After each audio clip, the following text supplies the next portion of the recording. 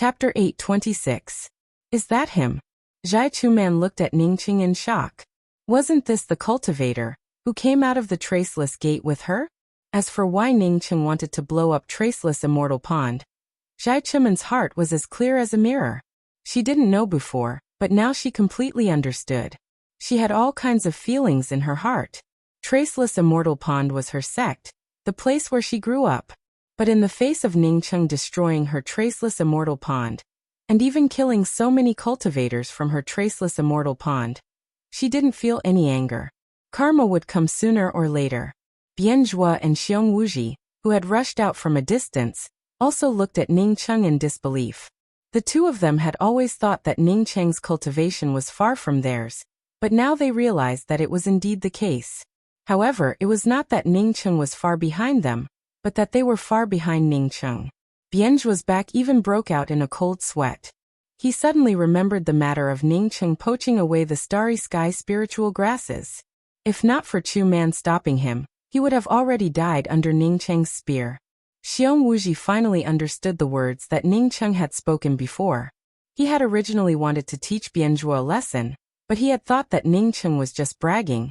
But now he understood that Ningqing did not even have a shred of bragging.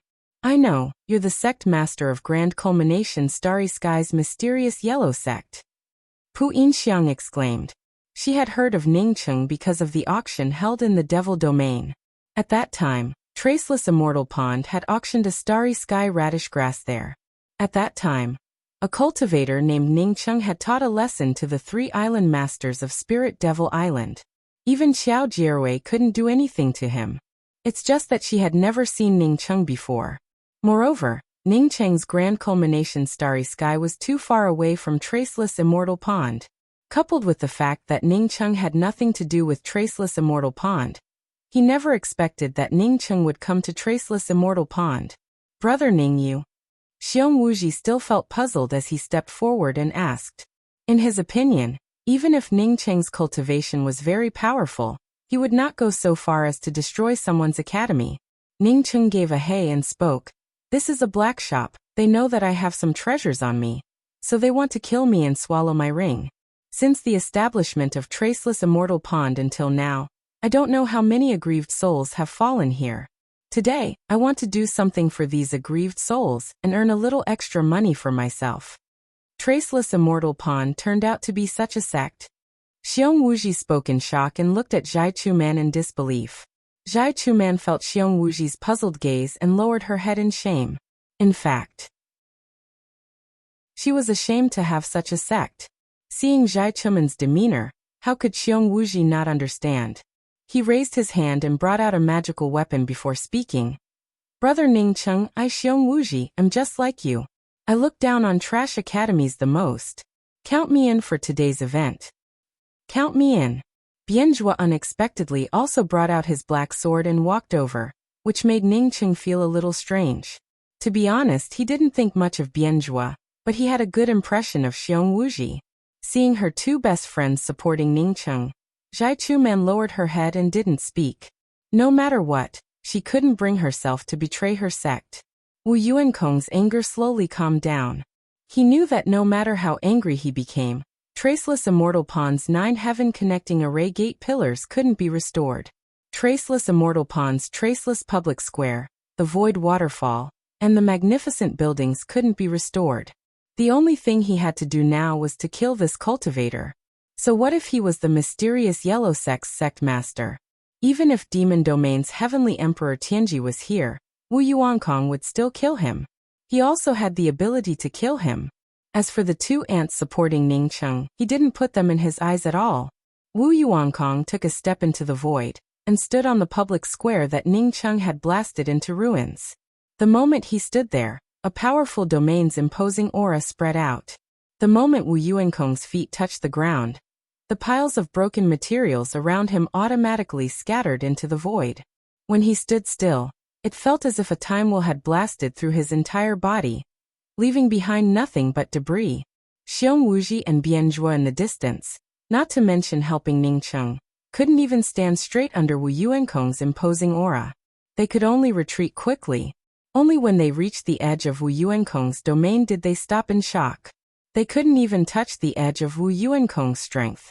If they fought against Wu Yuankong, they would have already turned into corpses by now. He's too strong, Bianzhuo murmured. Xiong Wuji took in a deep breath but didn't answer. He knew that Bianzhuo wasn't talking about Wu Yuankong but Ningcheng. Under this imposing aura, they couldn't even approach the edge of Wu Yuankong's domain. However, Ningcheng stood opposite Wu Yuankong and didn't even move half a step. Only his blue robes fluttered under the confrontation between the two's domains. Moreover, this fluttering wasn't due to Wu Yuankong's domain's suppression. Rather, it was a random fluttering. From this, one could tell that Ningcheng's domain's imposing aura wasn't any weaker than Wu Yuankong's. You're strong, the strongest person I've ever seen. Even Zhangkong Tianji isn't as good as you. Unfortunately, since you destroyed my traceless immortal pond, I can only destroy you.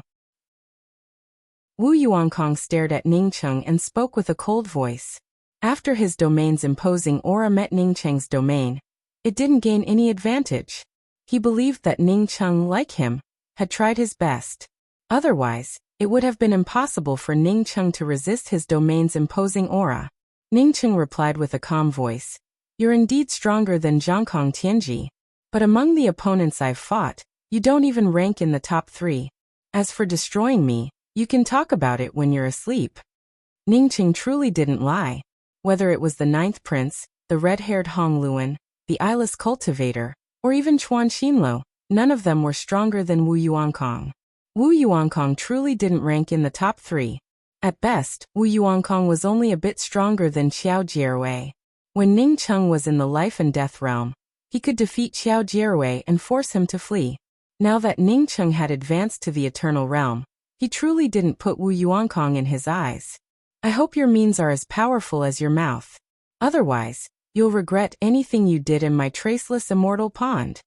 After Wu Yuankong finished speaking, a powerful domain's imposing aura wrapped around Ningcheng along with a white circle. After Wu Yuankong's white circle blasted down, the few people standing in the distance could only feel bursts of dazzling white light. They also felt as if endless floodwaters were rolling over. As for what was inside this white circle, no one could see it clearly, let alone Wu Yuankong and Ningcheng's actions. The white waves slammed into Ningcheng's domain, suppressing Ningcheng's domain to the point of cracking. Then the endless floodwaters came crashing over. Endless fantasy sea.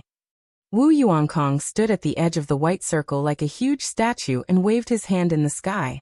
With a wave of his hand, an endless ocean appeared in the sky, sealing off all directions of Ning City.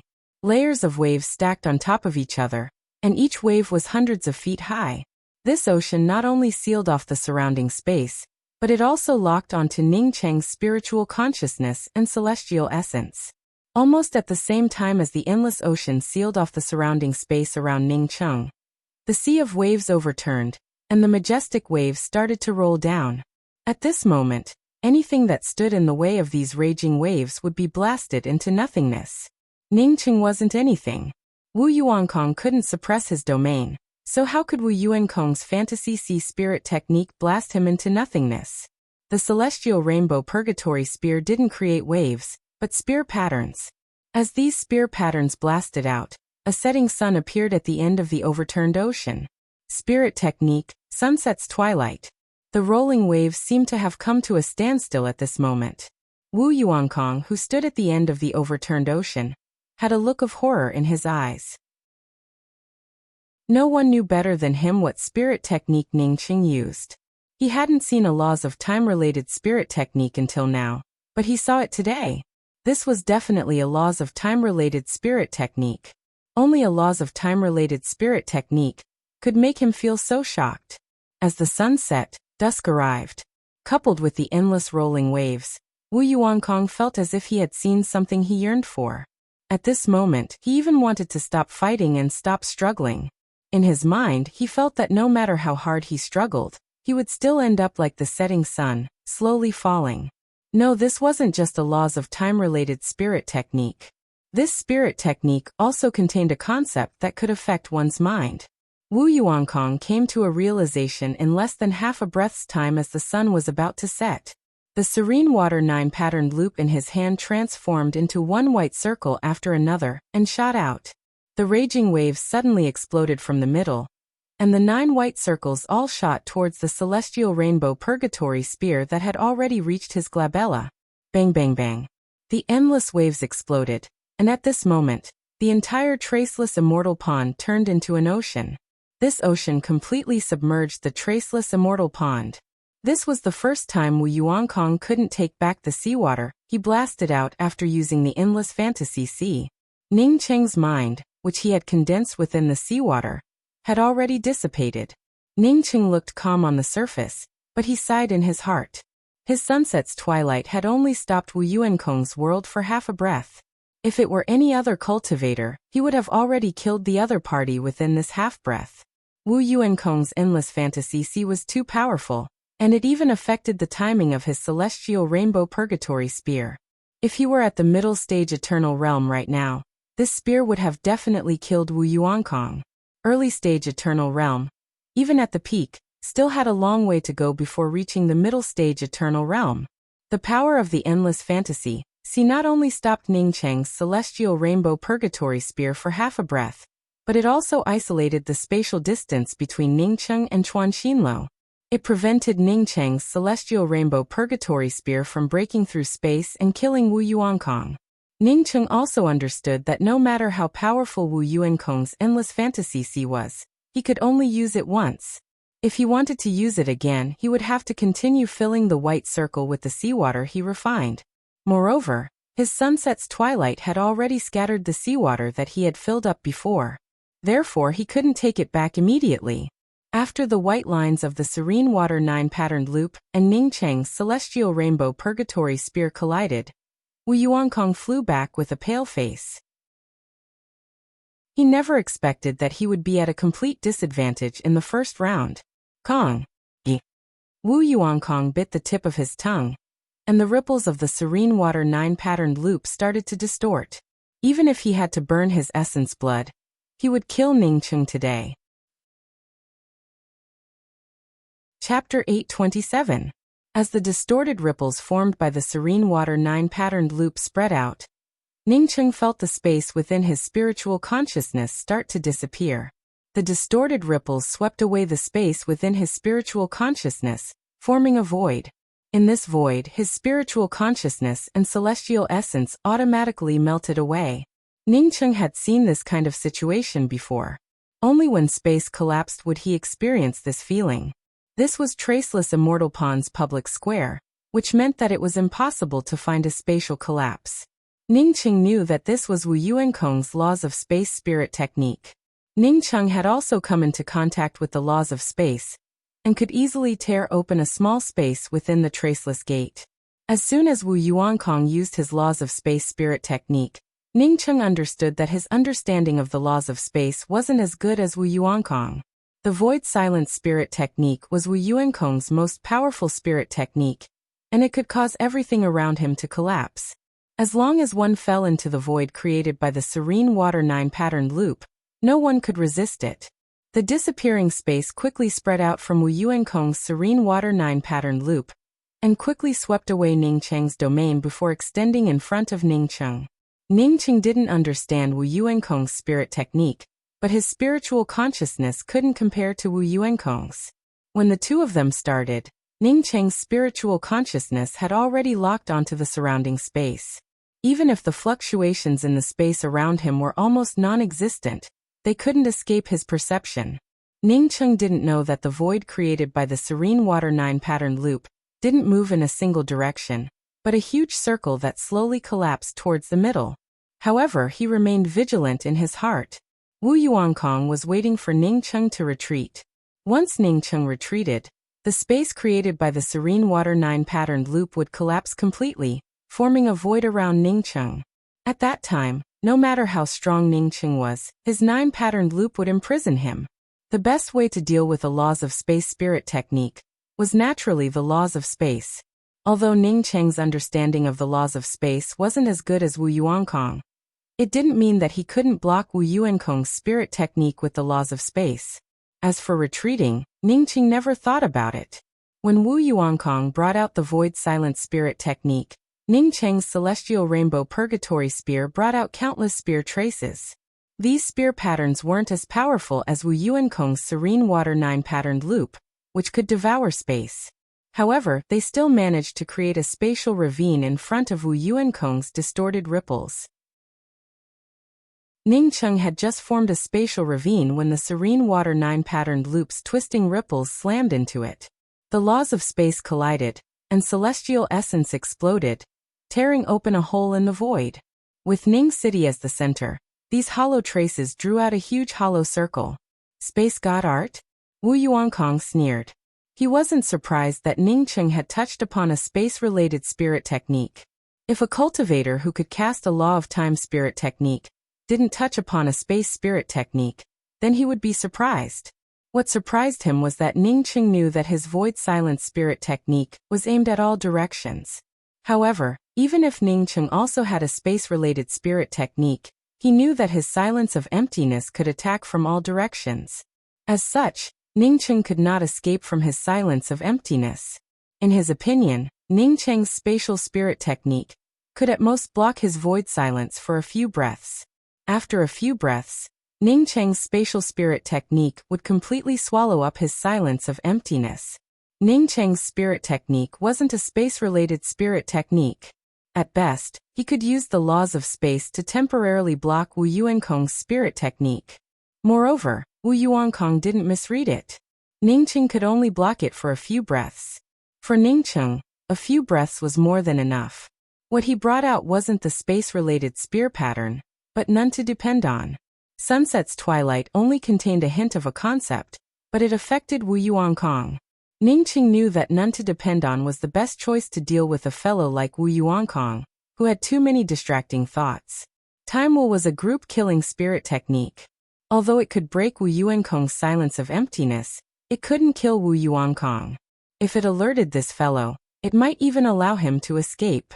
People like Wu Yuankong definitely had a way to escape. Once he decided to escape, Ning Cheng wouldn't be able to stop him. Only when Wu Yuankong had a chance to defeat him would it be the best time to kill him. The long spear shot out and turned into one Dao Charm aura after another. None to depend on. Yellow sand rises on the west wind ancient road, lean horse long dependence, tears-stained robes, the Serene Water 9-patterned loop suddenly slowed down. And the speed at which it devoured space also slowed down. Wu Yuankong frowned slightly and stared at the emptiness in front of him. Even if he burned his essence blood, he still felt reluctant to part with her at this moment. He was about to leave. After dual cultivating with Zhaichu Man, he would leave this side of space. Pu Yinxiang's beautiful figure appeared in front of his eyes.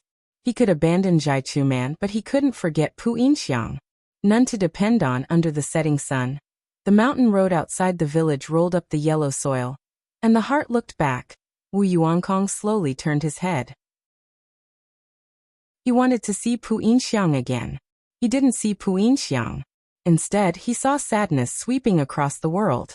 But before he could wake up from this sadness, a boundless murderous aura assaulted him. This was a spirit technique. Wu Yuankong's entire body turned cold. He had unexpectedly immersed himself in the other party's spirit technique. Then he found that all the space around him no longer belonged to him. He no longer had control over it. Wu Yuankong had never felt so close to death since his debut. At the edge of the traceless public square, the seawater swept over, forcing Pu Yinxiang and the others to retreat. Even with the impact of the remnant Dao Charm and celestial essence from the seawater, it still put them in a difficult position. Pu Yinxiang stepped over the spreading seawater and murmured, "This Ning Cheng is too powerful." Only she knew how powerful Ning Cheng was. She had also seen her sect master use the Endless Fantasy Sea. But she had never seen her sect master use the Endless Fantasy Sea and couldn't take back the seawater. But today, facing Ning Cheng, her sect master couldn't take back the seawater after using the Endless Fantasy Sea. Wu Yuankong might lose this battle. Regardless of whether Wu Yuankong lost or not, the traceless immortal pond had already been destroyed. She felt that she should take this opportunity to say some things. Maybe she would have to escape from this place in the future. Bianzhua also sighed. "I thought I could kill him casually. But now I know that he can kill me casually. This person's demeanor is much stronger than mine. Zhai Chumen gave Bianzhua a puzzled look. She had been in contact with Bianzhua for a long time, so she naturally knew about Bianzhua's pride. For Bianzhua to say that the other party's demeanor was much stronger than his, it showed that this Ningcheng had truly impressed Bianzhua. Seeing Zhai Chumen looking at him, Bianzhua showed a self-deprecating smile and said, "If it weren't for junior apprentice Sister Chumen's kindness, I'm afraid the three of us would have already fallen in the traceless gate." Xiong Wuji remained silent. Apart from saying that he wanted to help Ningcheng, he didn't say anything else. Pu Yinxiang glanced at Xiong Wuji and suddenly said, "Chuman doesn't know anything about what Traceless Immortal Pond did, so she didn't hide anything from you." When Xiong Wuji heard this, he immediately looked up at Zhai Chuman. Zhai Chuman looked at Wu Yuankong and Ning Cheng, who were still fighting, and said with a sigh, "I'm a person of Traceless Immortal Pond, so I can't escape." Pu Yinxiang sneered. "Chuman, anyone can say that they're a person of Traceless Immortal Pond, but you can't say that." Seeing Zhai Chuman looking at her in confusion, Pu Yinxiang glanced at the surging celestial essence fluctuations in the public square, bit her lip, and said, "Because your father's name is Di Shiluan." "My father?" Zhai Chuman asked in surprise. She had been told that she was an orphan since she could remember. Sect Master Wu Yuankong had adopted her. So how did her master know about her father? Pu Yinxiang took in a deep breath and slowly said, "Yes, it was your father who brought you to Traceless Immortal Pond. When your father brought you here, you were still a baby. Your father wanted to control the laws of space as soon as possible, so he fostered you in Traceless Immortal Pond." Zhai Chumen's hands suddenly trembled. Since her father fostered her in Traceless Immortal Pond, why had she never heard of a father? Pu Yinxiang stared at Wu Yuankong, who was still fighting against Ning Cheng in the public square. She gritted her teeth and said, "Just for fosterage, your father gave Traceless Immortal Pond 10 million permanent essence pills. When you were 12 years old, your father comprehended the laws of space and walked out of the Traceless Gate." Zhai Chuman, who already knew what sect Traceless Immortal Pond belonged to, trembled all over. "Master, you mean my father, he was. Pu Yinxiang nodded sadly. "Chuman, you guessed it right. As soon as your father came out, several elders of Traceless Immortal Pond trapped him with array formations. That battle turned the sky dark. If not for Traceless Immortal Pond's entrapment array trapping your father, I'm afraid your father would have already escaped." Zhai Chuman felt weak all over. She had actually acknowledged a thief as her father and almost married Wu Yuankong. Pu Yinxiang held up Zhai Chuman, who was on the verge of collapsing. "Your father was very strong. Trapped by the entrapment array and besieged by several eternal cultivators, he managed to break out and even killed 3 eternal cultivators. Unfortunately, he ended up trapped by the entrapment array again to find you. In the end, he couldn't get out of the entrapment array a second time and ended up falling in Traceless Immortal Pond. However, Traceless Immortal Pond managed to obtain 12 Eternal Emperor Continuance pills from him. Later, when Wu Yuankong wanted to kill you, I said that it would be better for you to stay and cultivate the wedding dress cultivation method with me. That's why Wu Yuankong spared your life. This time, Wu Yuankong wanted to leave Traceless Immortal Pond. If you had refused his offer, he would have killed you without hesitation. Do you know why Traceless Immortal Pond issued a task to any cultivator who entered the Traceless Gate and brought out a disciple of Traceless Immortal Pond? Do you know why Traceless Immortal Pond issued such a task? It was enacted for your sake. As long as he didn't see you fall, Wu Yuankong wouldn't feel at ease. As for me, I can only keep you alive for 1 day. I can't do anything else." Zhai Chuman sobbed and collapsed in Pu Yinxiang's arms. But soon, she stood up and stared at Wu Yuankong with overflowing murderous intent. Since she started cultivating, she had never thought about killing a person. But today, not only did she want to kill him, but she also wanted to kill him. But before Zhai Chuman could rush up, a shrill voice arrived. Pu Yinxiang and the others stared blankly at the center of the public square as a blood flower blossomed in the air. Chapter 828. The Tao runes of various divine arts dispersed, and the center of the square became clear. The previously fragmented traceless square had now turned into a huge circular crater. This circular crater looked like it had been drawn with a compass, without any distortion. Above this circular cavity, Ningqing looked like a god standing in the void. He still held a long spear in his hand, with Wu Yuankong hanging from the tip of the long spear. But at this time, Traceless Immortal Pond's sect master had turned into a giant corpse. While the few onlookers were still in a daze, the celestial rainbow purgatory spear in Ningcheng's hand shook, and Wu Yuankong's corpse turned into slag. At the same time, a ring fell into his hand. Following that, the serene water 9 patterned loop also flew into Ningcheng's hands. This weapon had a higher grade compared to the celestial rainbow purgatory spear, so Ningcheng naturally would not let it go. Seeing Ningcheng step over, Pu Yinxiang muttered, "Traceless Immortal Pond is finished." She didn't know if she was glad or sad. In any case, Traceless Immortal Pond was her sect. But now that Traceless Immortal Pond had been destroyed, she had nowhere to go. Ningcheng walked to the front of Xiong Wuji and spoke with a smile. "Brother Xiong, I'm leaving, do you want to come with me?" Xiong Wuji sighed. "Brother Ning, I have a problem with my vision. I thought that you were at most in the heaven-seated realm. I didn't expect that I would have to look up to your cultivation. If I weren't a Starry Sky Grade 8 Pill Emperor, I would have felt that I was a failure." Cultivators like Xiong Wuji naturally had their own pride. However, Ningcheng's strength was just too much of a blow to his pride. Ningcheng showed a faint smile but did not speak. If Xiong Wuji knew that Ningcheng was a Starry Sky Grade 9 Pill Emperor, Ningcheng wondered if he would suffer an even bigger blow. However, Xiong Wuji was a cultivator with thick nerves.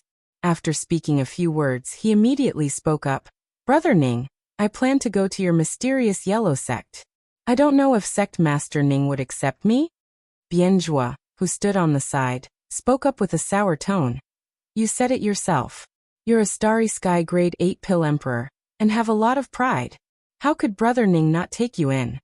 Compared to Xiong Wuji, he was the one who had suffered a blow.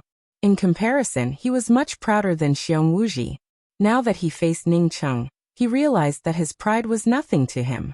Ningcheng quickly spoke up. "I would naturally welcome you. My academy also has a person who specializes in alchemy. After elder brother Xiong goes there, you would definitely hit it off with him." Xiong Wuji laughed. "Okay, it's settled then. I can't go now. Junior sister Chuman's sect is in trouble. I have to stay here and help her stabilize the sect. Only then can I go there." Zhai Chuman with red eyes also came over. She bowed to Ningcheng and spoke with gratitude. "Many thanks, Brother Ning, for avenging my father's death. Chuman can't thank you enough." Seeing Ningcheng's puzzled gaze, Pu Yinxiang quickly said, "Traceless Immortal Pond plotted against Chuman's father. Chuman didn't know about it before." Ningcheng already knew that Zhai Chuman had nothing to do with Traceless Immortal Pond's dirty matters. But now that he knew the reason, he quickly said, "We share the same hatred against the same enemy. Killing that fellow is also for my own good. If I don't kill him, he'll kill me. Farewell. I welcome you all to my mysterious yellow sect in the future."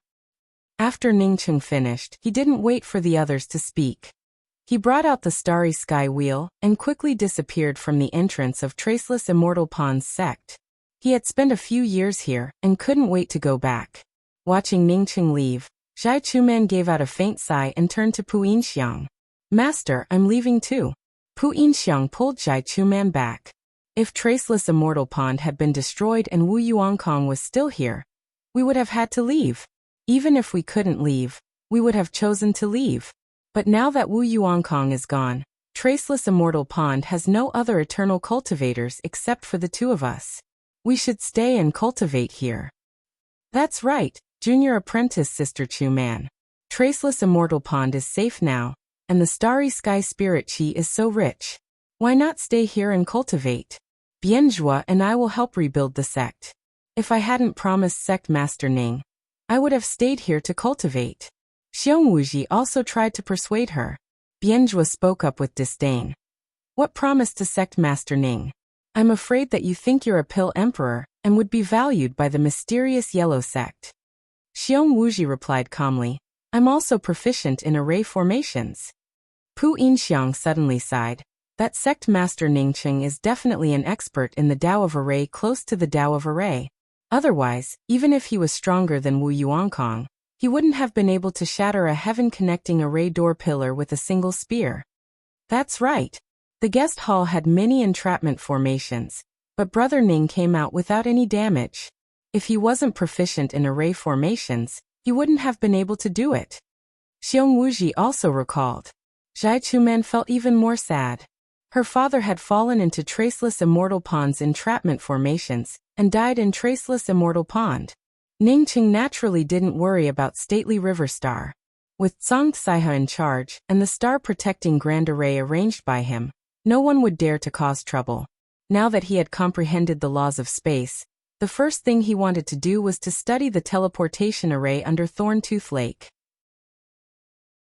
With his current attainments in the Tao of arrays and his understanding of the laws of space, he could almost figure out the teleportation array and advance to the Tao of array.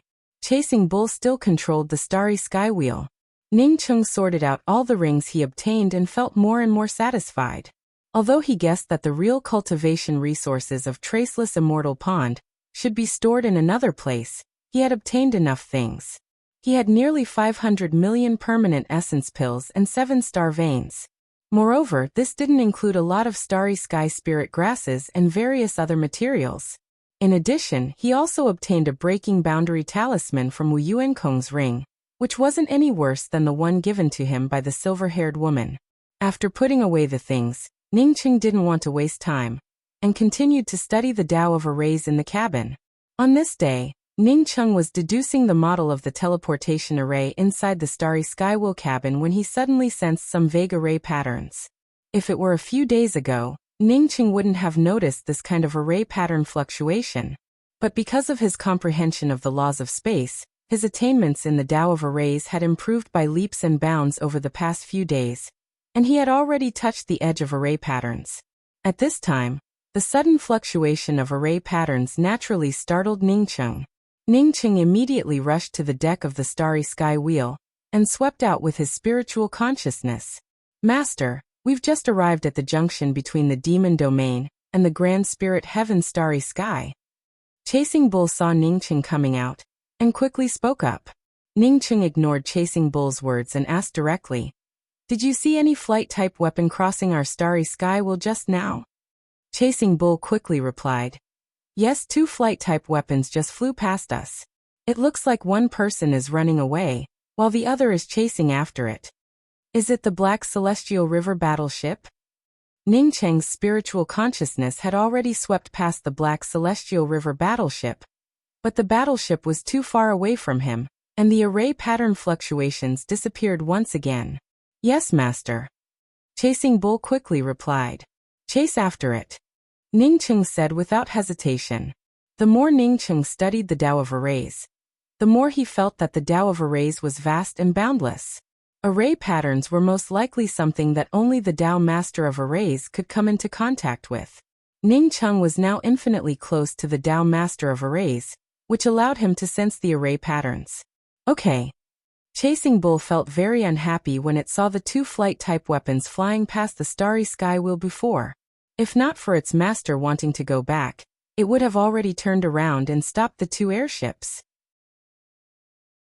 Then it would have arrogantly told the 2 airships that they were ants. "I'm the fastest." The starry sky wheel naturally had the fastest speed. Therefore, under Chasing Bull's rapid pursuit, it stopped the escaping black battleship in less than half an incense stick worth of time. The black battleship seemed to know that it couldn't escape and stopped. A thin man then appeared on the deck of the battleship. Chasing Bull couldn't help but feel contempt for it. This battleship didn't even have any offensive weapons. A moment later, the flight-type weapon also caught up. This flight-type weapon was a Silver Celestial River battleship, which looked much higher grade compared to the Black Celestial River battleship. Ningqing could clearly sense that the array pattern fluctuations came from the Black Celestial River battleship. After the Silver Celestial River battleship stopped, a male cultivator walked out of the cabin. This male cultivator reminded Ningqing of artifact crafting Grand Master Le Wu, whom he had met in the Eternal Heaven Starry Sky City. He also had a pointy head and looked a little funny. However, his cultivation was higher than the thin man fleeing in front of him, at the late-stage Heaven's Mandate realm. As for the thin man in front of him, he was only at the middle-stage Undead realm.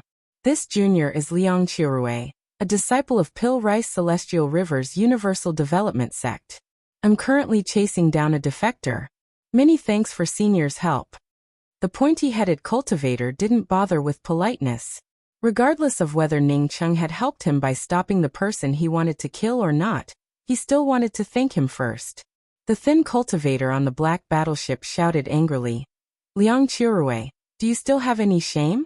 When did my Rainbow Fall Sword Sect's disciple become a defector of your Universal Development Sect?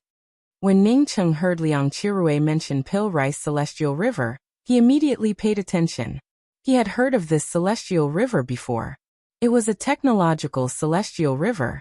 He had once participated in an auction, and the auctioneer had specifically mentioned that a celestial river battleship came from Pil Rice Celestial River.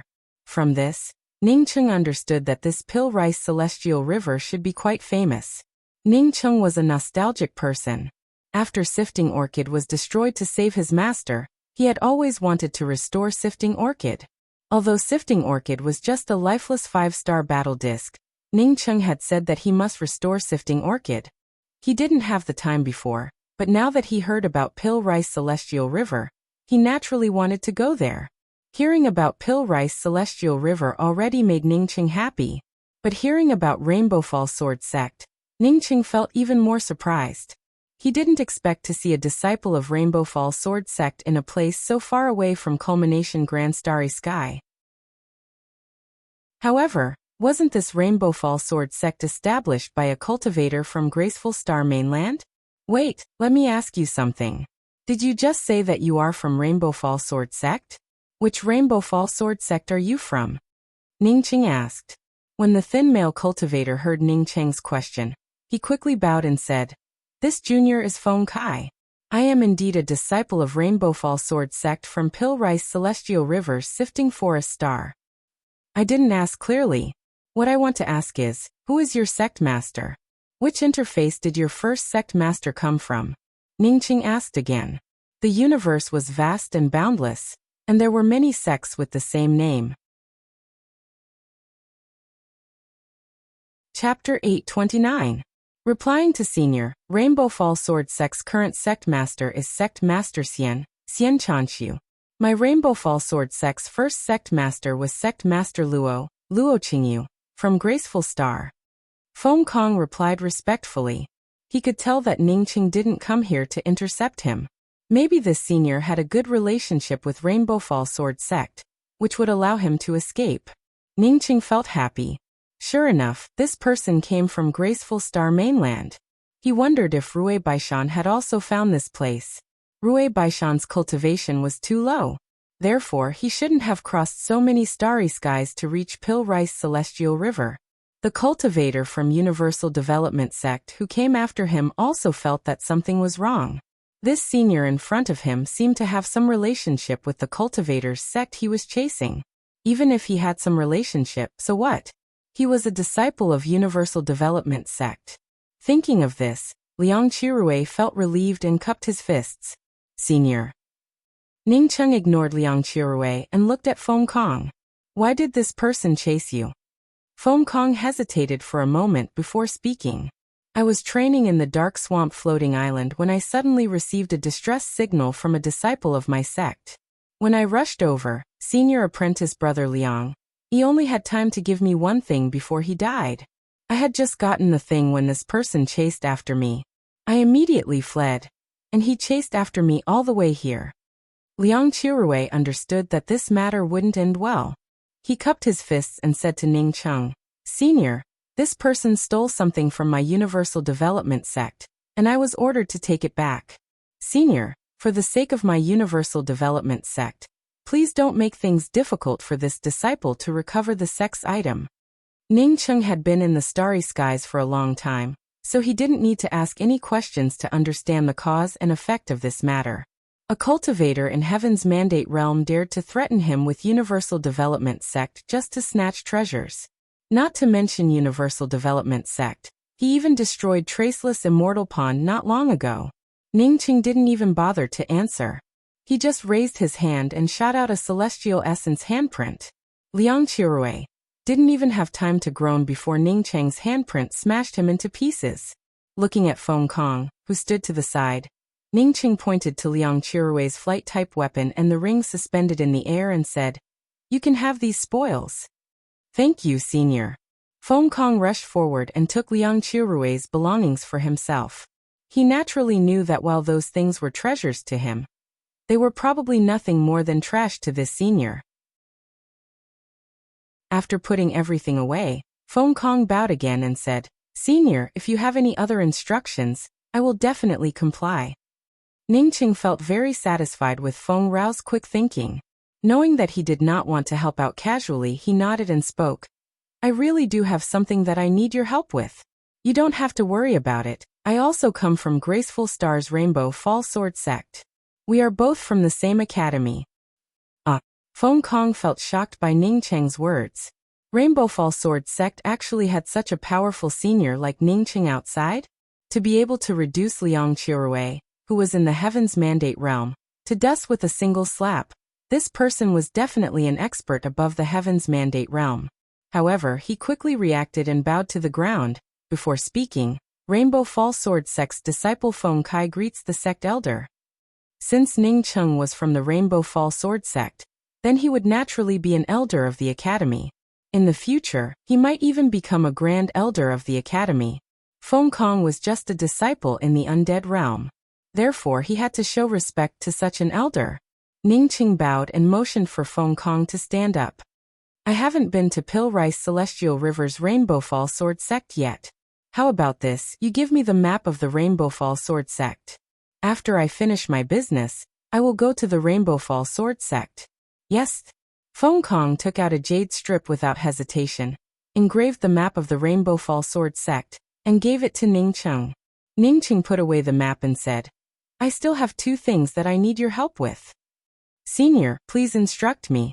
This disciple will definitely comply." Feng Kong stood with his hands behind his back, looking even more humble. "What did that Liang Yi give you before? Let me have a look." Ningqing guessed that the array pattern fluctuations in Feng Kong, Celestial River's battleship, most likely came from Liang Yi. Feng Kong didn't hesitate and quickly entered the battleship, took out a jade box, and handed it to Ningqing. In his opinion, since Ningqing was an elder of the Rainbow Fall Sword Sect, it was only right for him to give it to Ningqing. In fact, he also understood that even if Ningqing wasn't an elder of the Rainbow Fall Sword Sect, if someone asked him for something, he would have to give it to him. Ningqing held the jade box in his hand and felt a strong fluctuation in the array pattern, which made him feel happy. With this array pattern, his understanding of the Tao of array formations would definitely reach a new level. Ningqing opened the jade box, and to Ningqing's surprise, there was only a faint circular ripple in the jade box. This ripple felt as if it didn't exist, but he could feel it with his spiritual consciousness. Ningqing's spiritual consciousness seeped into the array pattern and instantly captured a piece of information. This was indeed a high-grade array pattern. Not only could this array pattern help him understand array formations, but as long as he refined these array patterns could also automatically help him arrange array formations. However, this array pattern could only help him once. This was a good thing. Ningqing immediately closed the jade box. Not to mention whether he could complete the long-distance one-way teleportation array after advancing to the Array Tao Master Realm. With this array pattern, even if he couldn't arrange the teleportation array in the Thorn-Tooth Lake with his own ability, he could still use this array pattern to successfully arrange the teleportation array. This kind of invisible array pattern definitely belonged to an expert, who far surpassed him in the Tao of array formations. At the very least, he couldn't refine it. Maybe in a few years, when his Tao of array formations grew stronger, he could also refine this kind of array pattern. Ningqing put away the jade box, took out a ring, and handed it to Feng Kong. "What you gave me is an array pattern. This thing doesn't have much use for ordinary people, but it's of great use to me. I won't take your things for free. This ring contains 1,000,000 permanent essence pills, and an accordance heavenly pill. You can keep it." If Liang Yi has any family members, you can also help them out. Feng Kong almost fainted from the huge bread. 1,000,000 permanent essence pills? Even in his dreams he couldn't imagine so many permanent essence pills. Even the heaven-seated elders in the sect couldn't have so many permanent essence pills, right? Let alone give it to others. It wasn't until the thing fell into his hands that he realized that it was real. He quickly thanked Ningcheng with excitement and invited Ningcheng to the Rainbow Fall Sword sect. I'll go to the Rainbow Fall Sword sect later. I have something to take care of. Tell me, where is the most powerful Starry Sky battleship in the Pill Rice Celestial River? Ningcheng wasn't in a hurry to go to the Rainbow Fall Sword sect. Therefore, he naturally wanted to fix Sifting Orchid first. As a cultivator of the Pill Rice Celestial River, Feng Kong naturally knew about the best place to build Starry Sky battleships. He immediately replied, "The most powerful Starry Sky battleships in the Pill Rice Celestial River come from Old Man Kong He of Grand Nurong Star. Battleships crafted by Old Man Kong He are priceless treasures anywhere. Moreover, they are extremely difficult to buy." Ningcheng asked in surprise, "You said that Starry Sky battleships are crafted by a single person? Don't many people research, build a production line, and then produce it?" In Ningcheng's opinion, since it was a technological product, it naturally belonged to a company. That company would then develop and produce it before putting it on sale. How could a single person produce a high-tech Starry Sky battleship? Wouldn't it be the same as crafting artifacts? Feng Kong didn't understand Ningcheng's words very well, but he understood the general meaning and quickly explained. Generally, only a lot of people can build Starry Sky battleships. For example, apart from Old Man Kong He, the second largest Starry Sky battleship construction site in the Pill Rice Celestial River is the Surpassing Celestial Battleship Collection. The Surpassing Celestial Battleship Collection has countless people who specialize in Starry Sky battleship construction, and the things they produce are also first-rate. However, they can't compare to the battleships crafted by Old Man Kong He. I also heard that in the entire technology Celestial River, only Old Man Kong He can craft Starry Sky battleships alone. I understand. Give me the address of Old Man Kong He and the Surpassing Celestial Battleship Collection. Ningcheng finally understood that this Old Man Kong He was a heaven-defying existence. Not only did he understand technology, but he was also an artifact crafting powerhouse. He most likely refined those high-tech things through artifact crafting methods. Since he wanted to find someone to repair Sifting Orchid, Ningcheng naturally wanted to find the best. Old Man Kong He was the most suitable candidate. "Senior, that Old Man Kong He has a strange temperament. I'm afraid it would be a bit difficult to ask him to craft a battleship." Feng Kai spoke up euphemistically. What he meant was that if Ningcheng wanted to craft a Starry Sky battleship, it would be better to find Surpassing Celestial Battleship Collection. Ningcheng waved his hand and said, "You don't have to worry about it. Just tell me the location." "Yes, Senior." Feng Kai naturally didn't say anything else and quickly drew 2 jade strips and handed them to Ningcheng. After separating from Feng Kai, Ningcheng immediately arrived at Pill Rice Celestial River's Grand Nursing Star. This was the first time Ningcheng had come to a purely technological planet. Moreover, it was the premier technological planet in Pill Rice Celestial River. Standing outside Grand Nursing Star, Ningcheng finally saw the defensive system of a technological planet. Unlike his stately river star, which was protected by a star-protecting Grand Array, Grand Nursing Star was surrounded by light walls. Ningcheng's spiritual consciousness tried to penetrate it, and immediately felt the lethality of these light walls. Moreover, they also had a lock-on effect. Although these couldn't cause any fatal damage to him, it was more than enough to defend against some ordinary life and death powerhouses. On the periphery of Grand Nursing Star, there was a public square. Although the public square looked ordinary, Ningcheng's spiritual consciousness had already swept through the countless technological attack weapons hidden around the public square. Radium light arrows, radium light cannons, flowing sky cannons, and so on. There were even many defensive weapons that Ningcheng didn't know about. Entering Grand Nursing Star's public square, Ningcheng felt a powerful forbidden space system. It wasn't controlled by array formations. At least, Ningqing couldn't find the heart of this forbidden space system. A variety of starry sky battleships parked on the public square, just like a modern city parking lot full of cars. To enter Grand Nursing Star, one also needed to apply for an identity card. But unlike other planets, the identity cards here weren't made of jade, but made of a special material. The lowest currency here was purple coins, and other than that, perpetual moon pills. From this, one could see the wealth of Grand Nursing Star. In this place, as long as you had wealth, you could easily enter Grand Nursing Star. Chapter 830. The Great Emperor doesn't forge battleships for others. Please leave. A cultivator with a face like a clay sculpture stopped Ningqing, and did not even ask what Ningqing was doing here. Ningqing indeed hadn't spoken yet. He just stood outside Old Man Kong He's cave, admiring the defensive array and the 4 powerful words Kong He Emperor Mountain. From these defensive arrays, he could tell that Old Man Kong He was not only an artifact crafting expert, but also an expert in the Tao of arrays.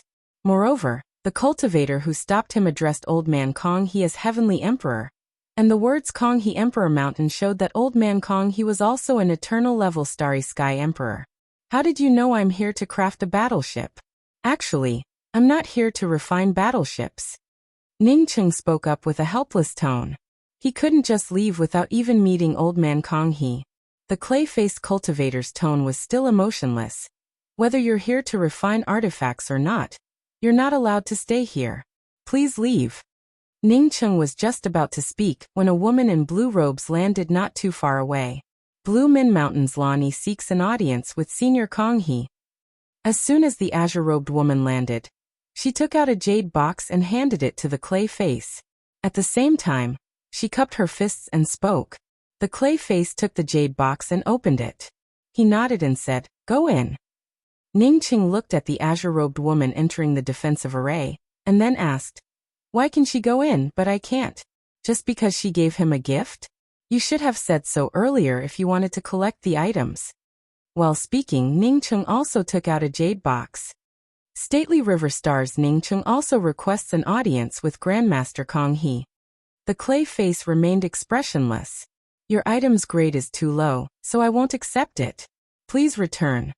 Seemingly feeling that Ningqing's attitude was quite good, this clay figurine's words finally turned a bit more polite, and even added the word please. Ningqing sneered. "That woman just gave me a refining heart fantasy stone. I wouldn't even bother to pick up such a thing if it was thrown on the side of the road." When the woman in blue robes heard Ningqing's words, she immediately stopped. She really wanted to know who said such big words. Did they have any shame? Refining Heart Fantasy Stone was a Starry Sky Grade 9 material, and was extremely rare. If it weren't for the importance of upgrading the battleship, she would never have given up this material. This was because she knew that if she took out the materials, it would most likely be a waste of effort. However, as long as there was a chance, she did not want to miss it. The clay face frowned slightly before opening Ningqing's jade box. When he saw the contents of the jade box, he nodded and spoke. "The materials are fine, please go ahead." Being able to send out rank 9 artifact crafting materials, even if Ningqing did not go in, he would have taken the initiative to invite Ningqing in. As for the entrance gift for meeting Kong He's Grandmaster, the lowest grade was a Starry Sky Grade 9 raw material. This was a widely recognized rule. Since Ningqing did not take out the materials, it was obvious that he did not understand the rules. As such, he did not even think about it, and let Ningqing leave. Not everyone could casually take out Starry Sky Grade 9 materials. As Ningqing walked into the defensive array, the cyan-robed female cultivator waiting for him suddenly gave him a smile and spoke. "Dao friend Ning, you were actually willing to give out a purple light treasure eye a moment ago. You shouldn't know that even if you gave him the purple light treasure eyes, you still wouldn't be able to ask Grandmaster Kong He to refine a battleship for you, right?" In her opinion, there was no need to give away purple light treasure essence. Compared to the heart refining illusion stone, the purple light treasure eyes were much more precious. After all, the former required an artifact crafting powerhouse to fuse it into a weapon, but the latter was a good thing that could directly upgrade Nirvana flames. But then again, Even if she took out something like the purple light treasure essence to ask Old Man Kong He to refine a battleship, Old Man Kong He wouldn't even bother to look at it. The reason why she stayed and waited for Ning Cheng was that the thing she was about to give out was also a treasure related to the advancement of flames. Moreover, it was a few grades higher than the purple light treasure essence. Ning Cheng asked in doubt, "Since you accepted my gift, why didn't you help me refine an artifact? Do you want to accept an overlord's gift? This gift is just a knock on the door. It's just to let you through the door. If you don't have a Starry Sky grade 9 raw material, you can't even enter the door.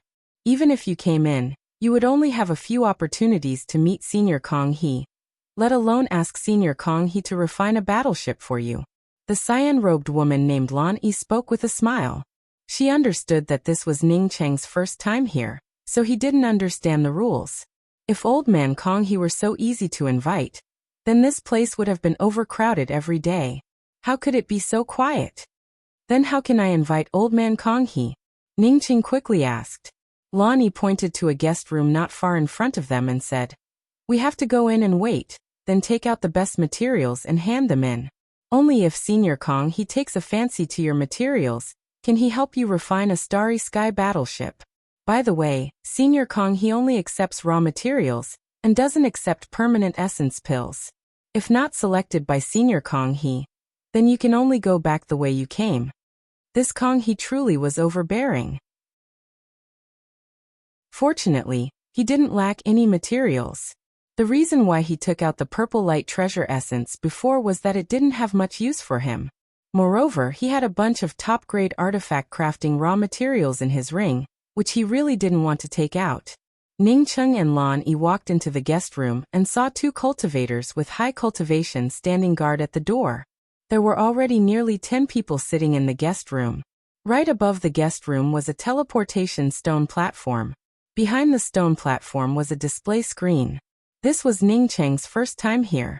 Therefore, even with Lan Yi's explanation, he didn't understand the rules here. But since everyone wanted to wait here, he naturally didn't have any objections. These Starry Sky Emperors, who were proficient in top-grade technology and could even refine artifacts, had all kinds of stinky rules. If not for Sifting Orchid, Ning Cheng didn't want to waste time here. Ning Cheng didn't have to wait long before a line of words appeared on the display screen in front of the guest room. The materials sent by Zheng Lian are unqualified. Please withdraw from Kong He Emperor Mountain. A yellow-robed man sitting in front of Ning Cheng heard these words, and his expression turned ugly. After a while, he walked out of the guest room with his head down.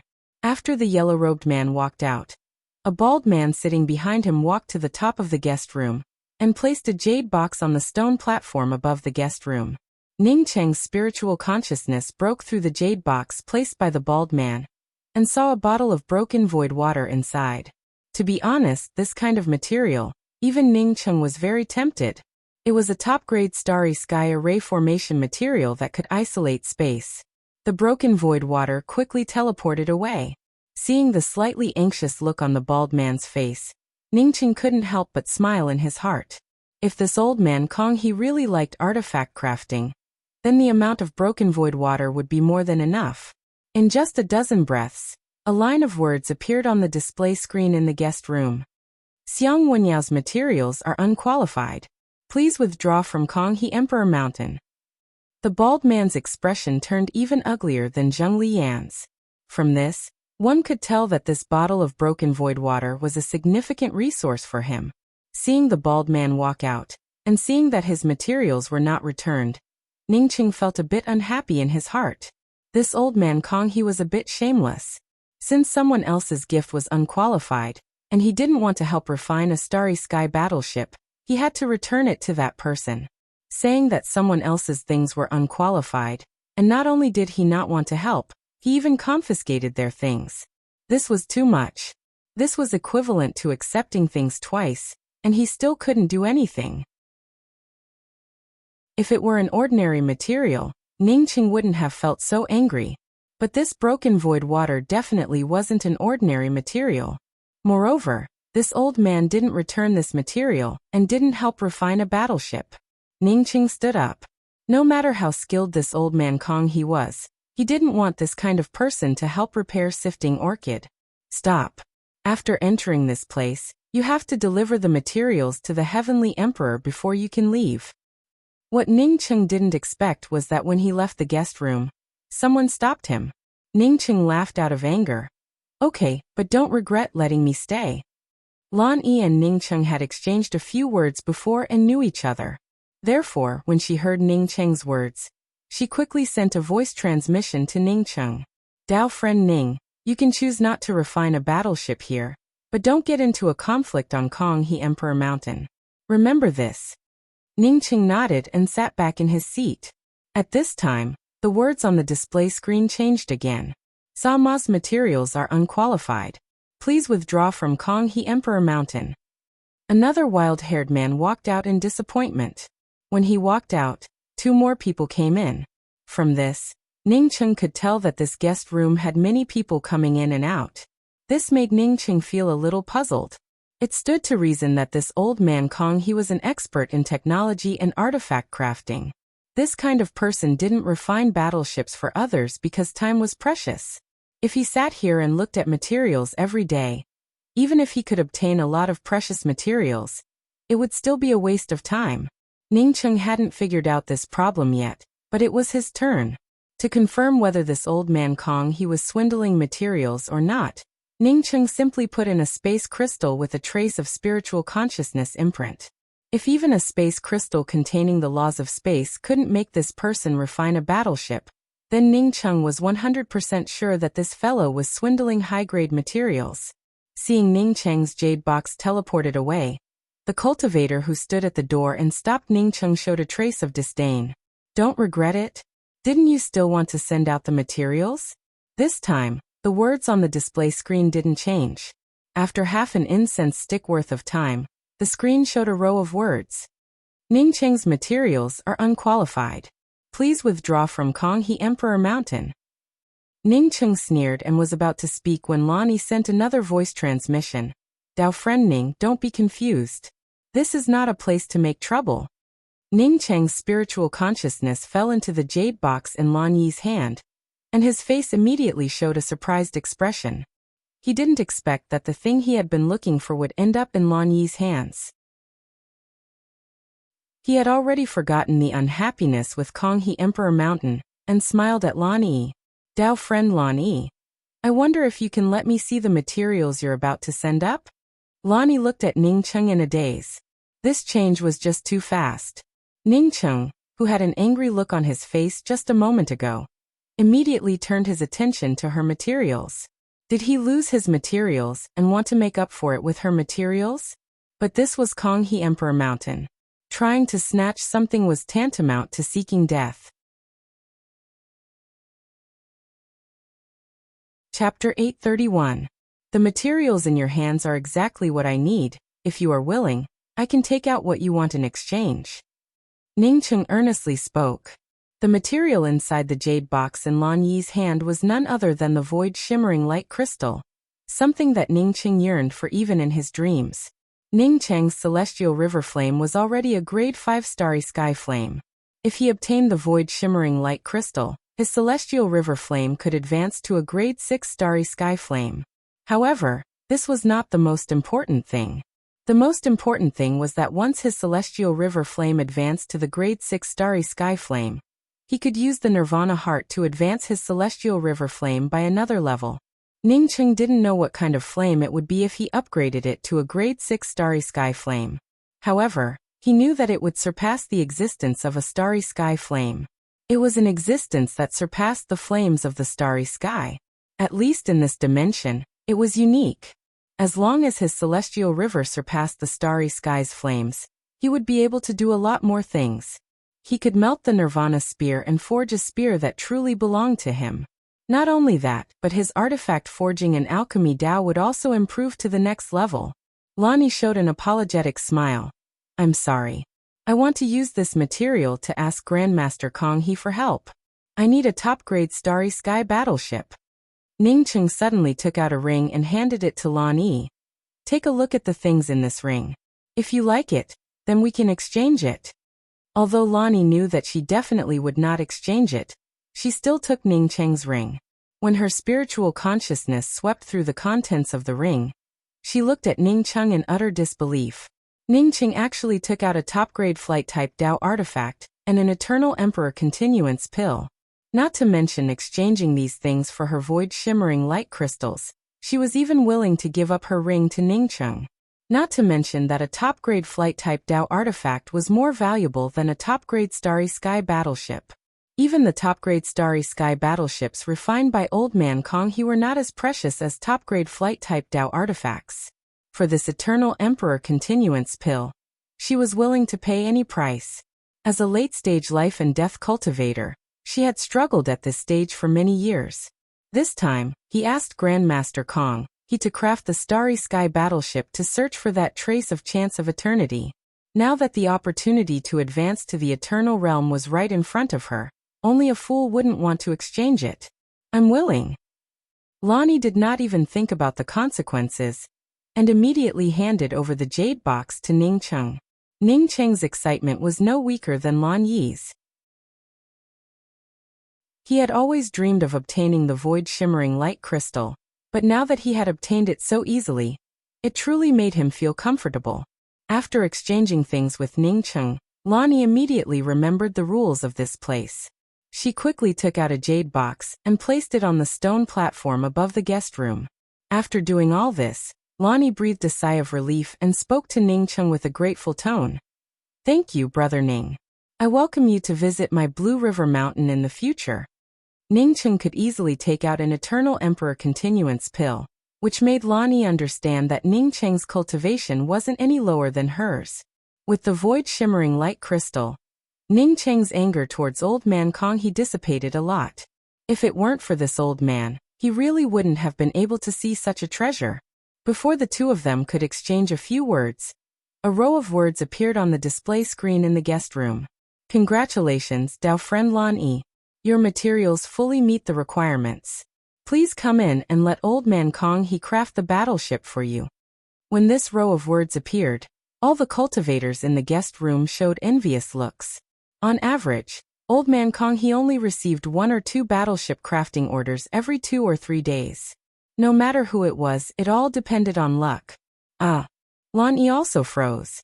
She didn't expect that the materials she casually took out would actually succeed. But now, she didn't want Kong He to craft a battleship. She just wanted to go back into seclusion and attack the Eternal Realm as soon as possible. While Lan Yi was still in a daze, a gray-robed cultivator came over and said to Lan Yi, Dao friend Lan Yi, please follow me inside. After that, he turned to Ningcheng and said, Dao friend Ningcheng, because your materials are also good, Heavenly Emperor Kong He also invited you inside to craft a high-grade Starry Sky battleship for you. When Ningcheng heard that Lan Yi had been invited inside, he immediately planned to find an excuse to go in with Lan Yi, but he didn't expect that he would also receive an additional invitation. Initially, Ningcheng thought that even if Old Man Kong He fancied his space crystal, he wouldn't do anything to him in Kong He Emperor Mountain. At the very least, he would wait until he left Kong He Emperor Mountain before doing anything. After the gray-robed cultivator finished speaking, he left the guest room and turned towards a white jade path. Lan Yi could only follow on seeing this. Ningcheng walked beside Lan Yi and whispered to her. These people took out top-grade artifact crafting materials. If Old Man Kong He doesn't help them craft artifacts, wouldn't the gains outweigh the losses? Ningcheng couldn't understand Old Man Kong He's overbearing act.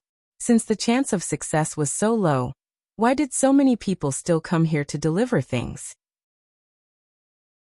Lan Yi knew that Ningcheng didn't understand it at all, so she simply replied, Generally, cultivators who don't know artifact crafting can only obtain some remote top-grade materials.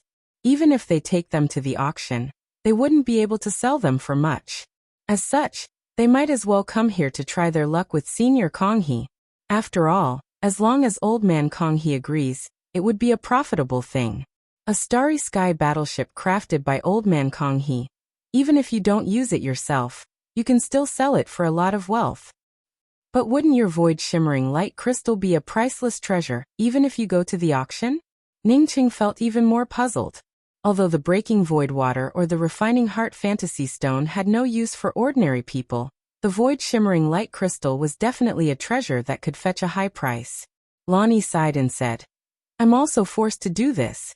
I heard that Bei Tian's mystic realm opened, and there's even a starry sky radish grass inside. This mystic realm has high requirements for flight-type weapons. If I sold the void shimmering light crystal to buy an ordinary battleship, I wouldn't be willing to do so.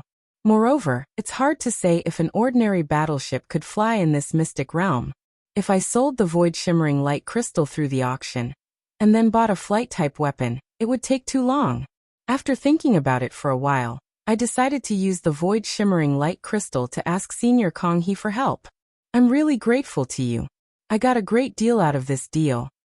When the last sentence came out, Lan Yi's mood had completely changed. Obtaining something effortlessly described how she felt right now. Ningqing finally understood the meaning behind Lan Yi's words. Lan Yi intended to put everything on the line.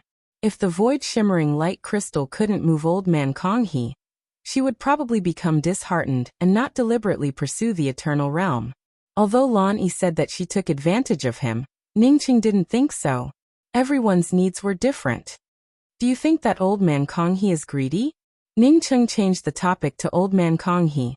Lan Yi hesitated for a moment before speaking. I heard that old man Kong He wouldn't accept materials if he didn't want to help with crafting artifacts. But later things slowly changed. For this kind of thing, everyone is willing to accept it, but... Lan Yi swallowed the last few words. Ningqing clearly didn't want to craft a battleship before, but he still wanted him to hand over the materials before allowing him to leave. This wasn't a matter of being willing to accept it, it was a matter of forcibly accepting things. Come in. As the two spoke, they arrived at the entrance of an array gate. With this voice, the array gate's restrictions opened completely. After Ningqing and Lan Yi walked in, they saw a not-so-small public square, which was surrounded by restrictions. In the middle of this public square, there were some battleship materials piled up. Ningqing felt a little speechless. This place didn't look like a high-tech battleship production place. Instead, it looked more like a garbage dump. An old man with white hair and beard sat on the edge of this public square. This old man was studying a material in his hand. Obviously, this old man was old man Kong He. Ningqing's spiritual consciousness swept over old man Kong He and found that Kong He's cultivation wasn't any weaker than Xiao Jierui's. Are you Ningqing? Did you take out a space crystal?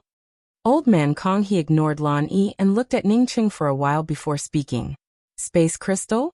Lan Yi looked at Ningqing in shock. Only now did she understand what Ningqing had taken out. A space crystal was much more valuable than a starry sky battleship, right? Yet he used a space crystal to ask old man Kong He to craft a battleship. That's right. I believe that a space crystal is enough to buy as many battleships as you want. Old man, you're too greedy. You even said that my space crystal wasn't qualified to ask you for help. By the way, you called me over because I broke your rules and exchanged things in your territory, right? Ningqing spoke with a sarcastic tone. Old man Kong He stood up. Previously, no one would have noticed it when he was sitting down. But now that he stood up, he looked like an iron tower. Although he was an old man, he gave off a majestic and robust feeling. Presumably, you're relying on your cultivation. Even if I didn't ask you to come in, you would have fought your way in, right?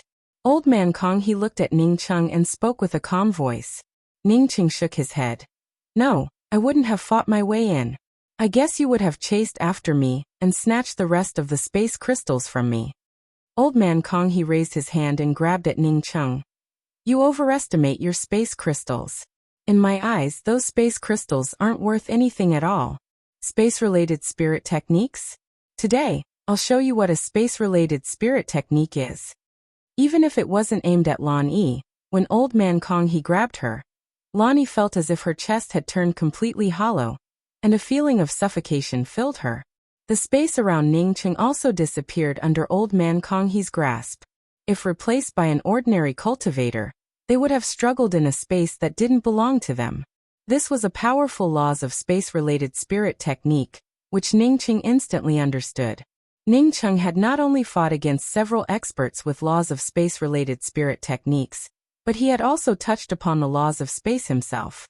Just as Old Man Kong he wanted to control the surrounding space, Ning Cheng also punched out. It was also a lore-related spirit technique, but it wasn't a space-related spirit technique, but a time-related spirit technique. Although Old Man Kong he wasn't as strong as him, he couldn't underestimate him.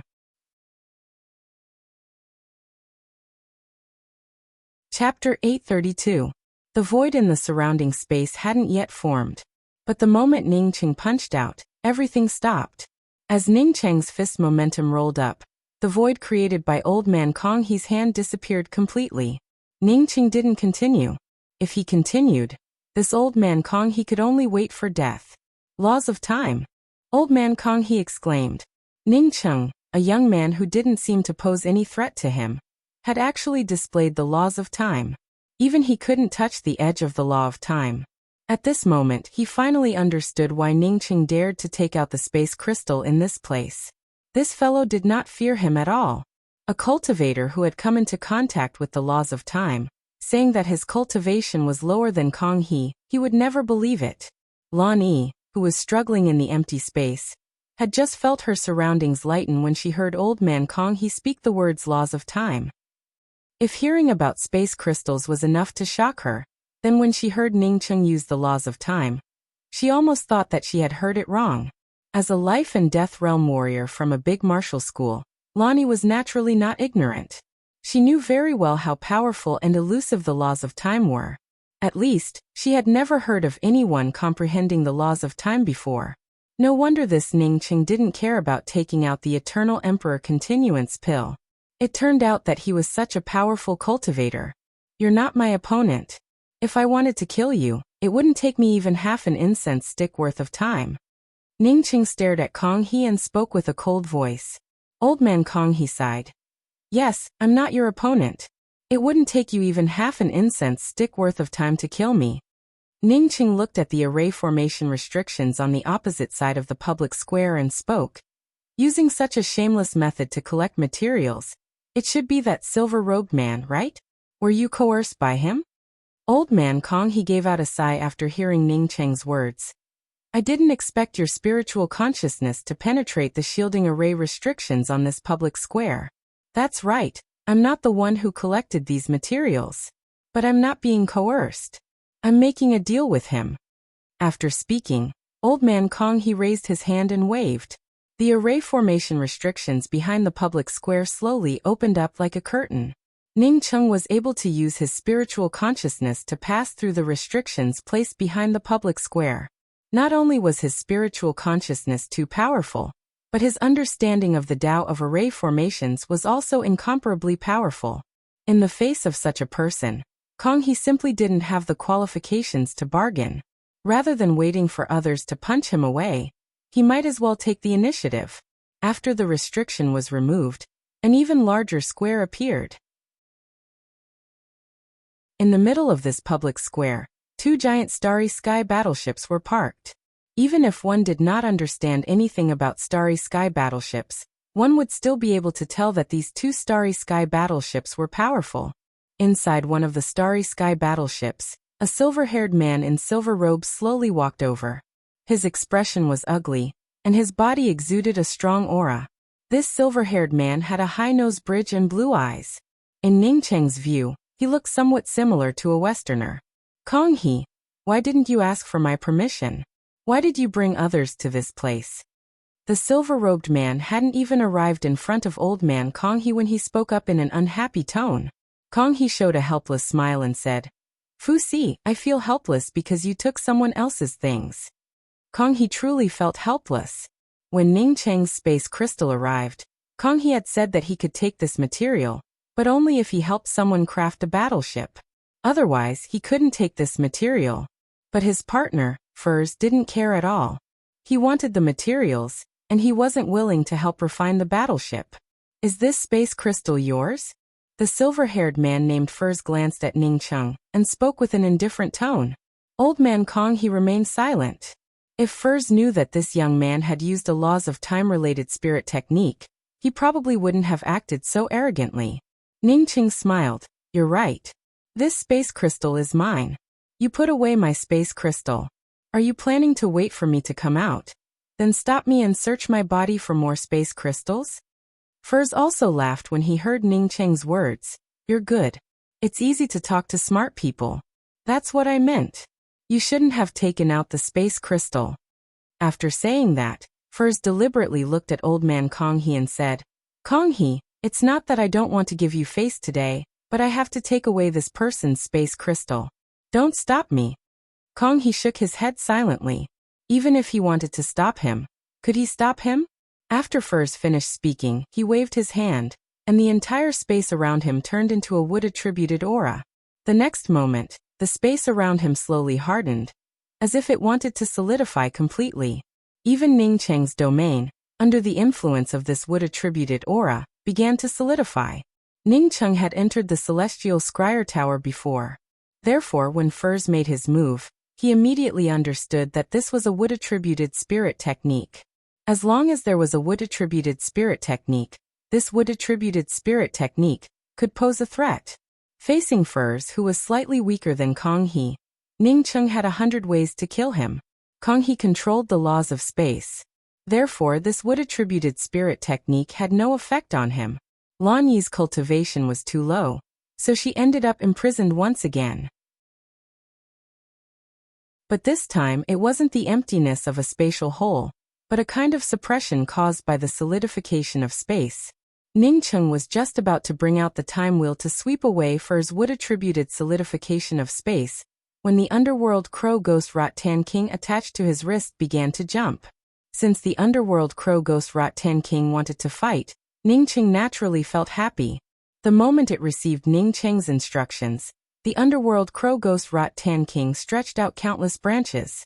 These branches wrapped around the space around the two people in a flash.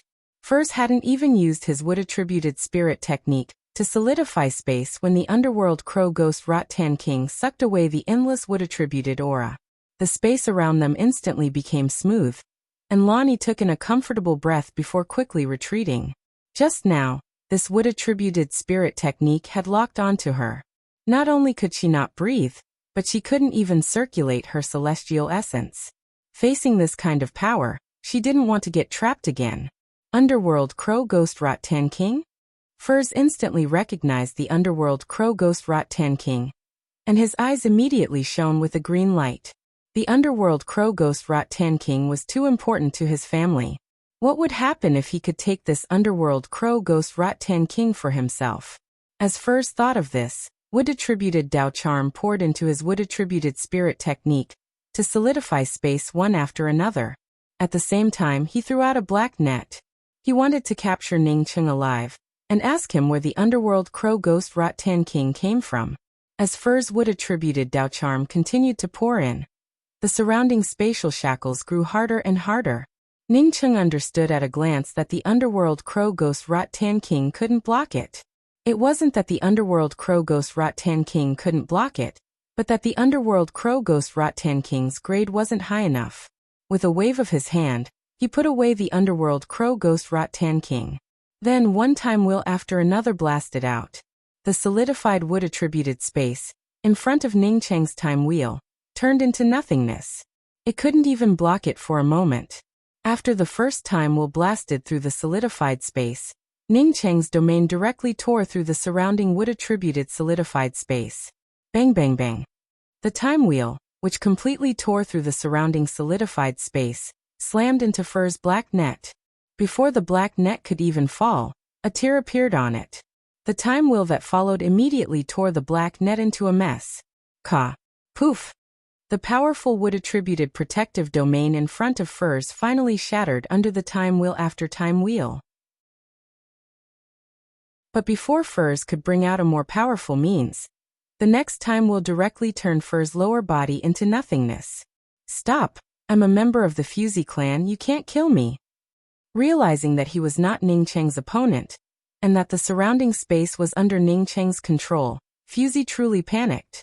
Didn't Kong He say that there were no more than 10 people stronger than him in this part of the universe?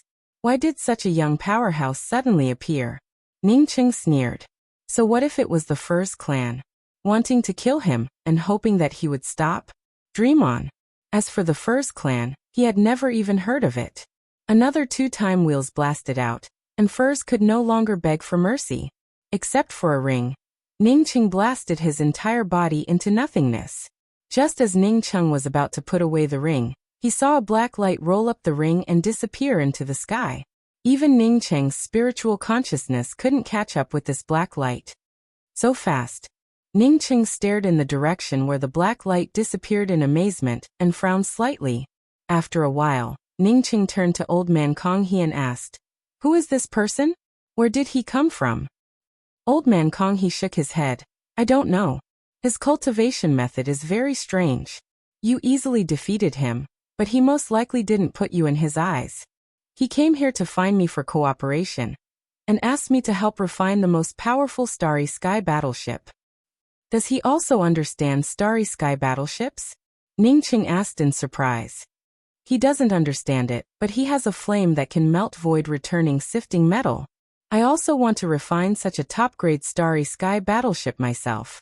Unfortunately, I don't have a flame that can melt void-returning sifting metal, so I can only cooperate with him," Konghe replied. Ningqing pointed to the 2 leviathans in front of him. "The top-grade Starry Sky battleship you mentioned, are these 2? Konghe nodded. "Yes, this Starry Sky battleship is better than a flight-type weapon in that it ignores ordinary laws. Even if you pass through a world of various laws, you won't lose the ability to fly because of the restrictions of the laws.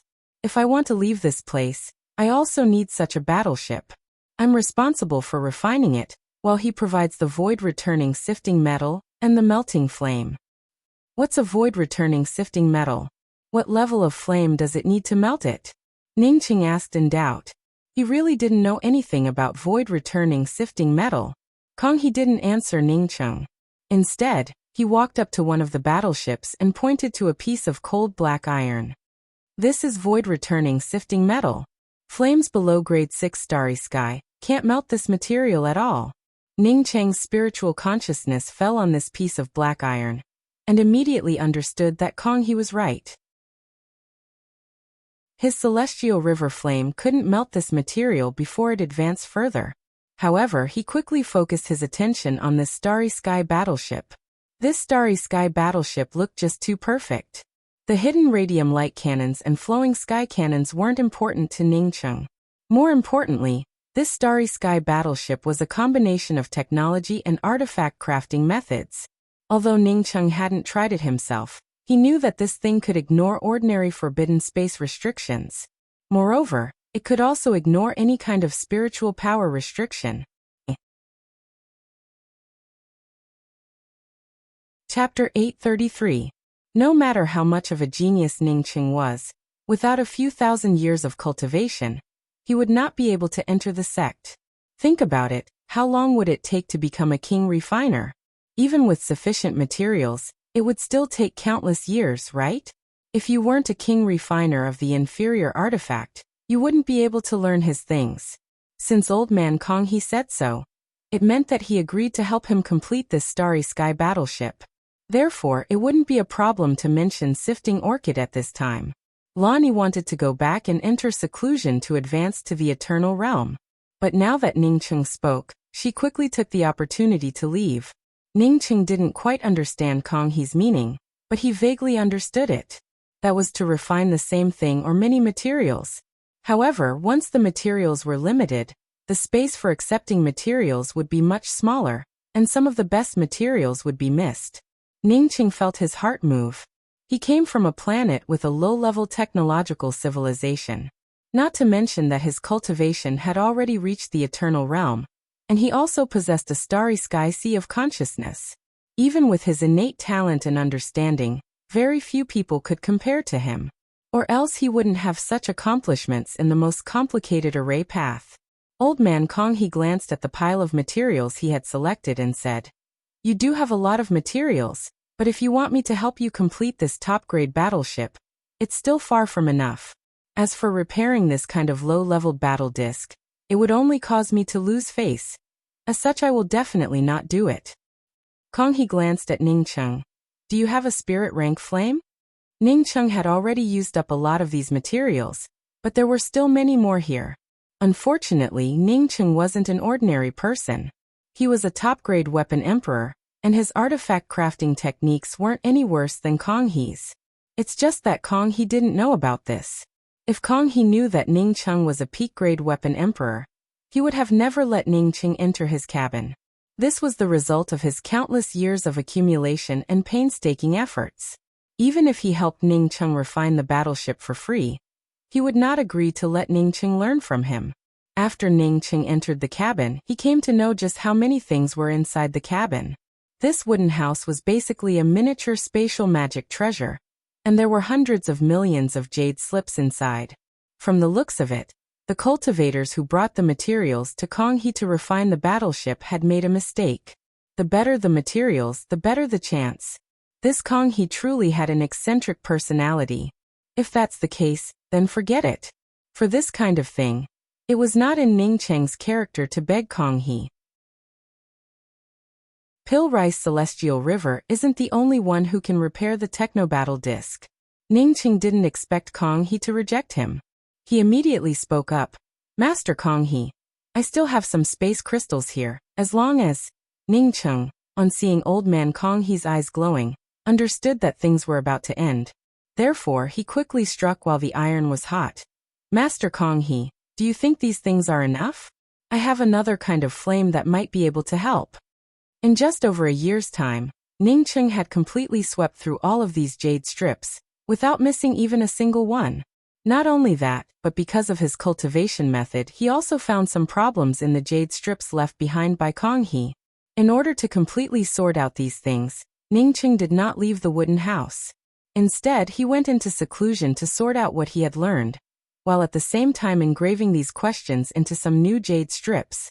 Ningcheng was very unhappy in his heart. Since you do not agree to it, then why did you pick out my materials? If you want to take my materials for free, then even you, Kong He, can't do it. Ningcheng wanted to ask Kong He for help and spoke up helplessly. Yes, sifting orchid is very important to me. But no matter how much it costs, I have to repair it. Kong He shook his head. You don't understand. There are more than trillions of materials in the starry sky. What I say isn't necessarily the best, but what I see is the best. Ningcheng felt overjoyed and quickly took out the broken battle disc sifting orchid and said, Master Kong He, I want to ask you to help me repair this battle disc. You don't have enough materials to refine this battleship. Kong He spoke up with a straightforward tone. Since you don't have a god-grade flame, then don't talk about helping. The void-returning sifting metal here has already been melted down and refined. I don't need your help now.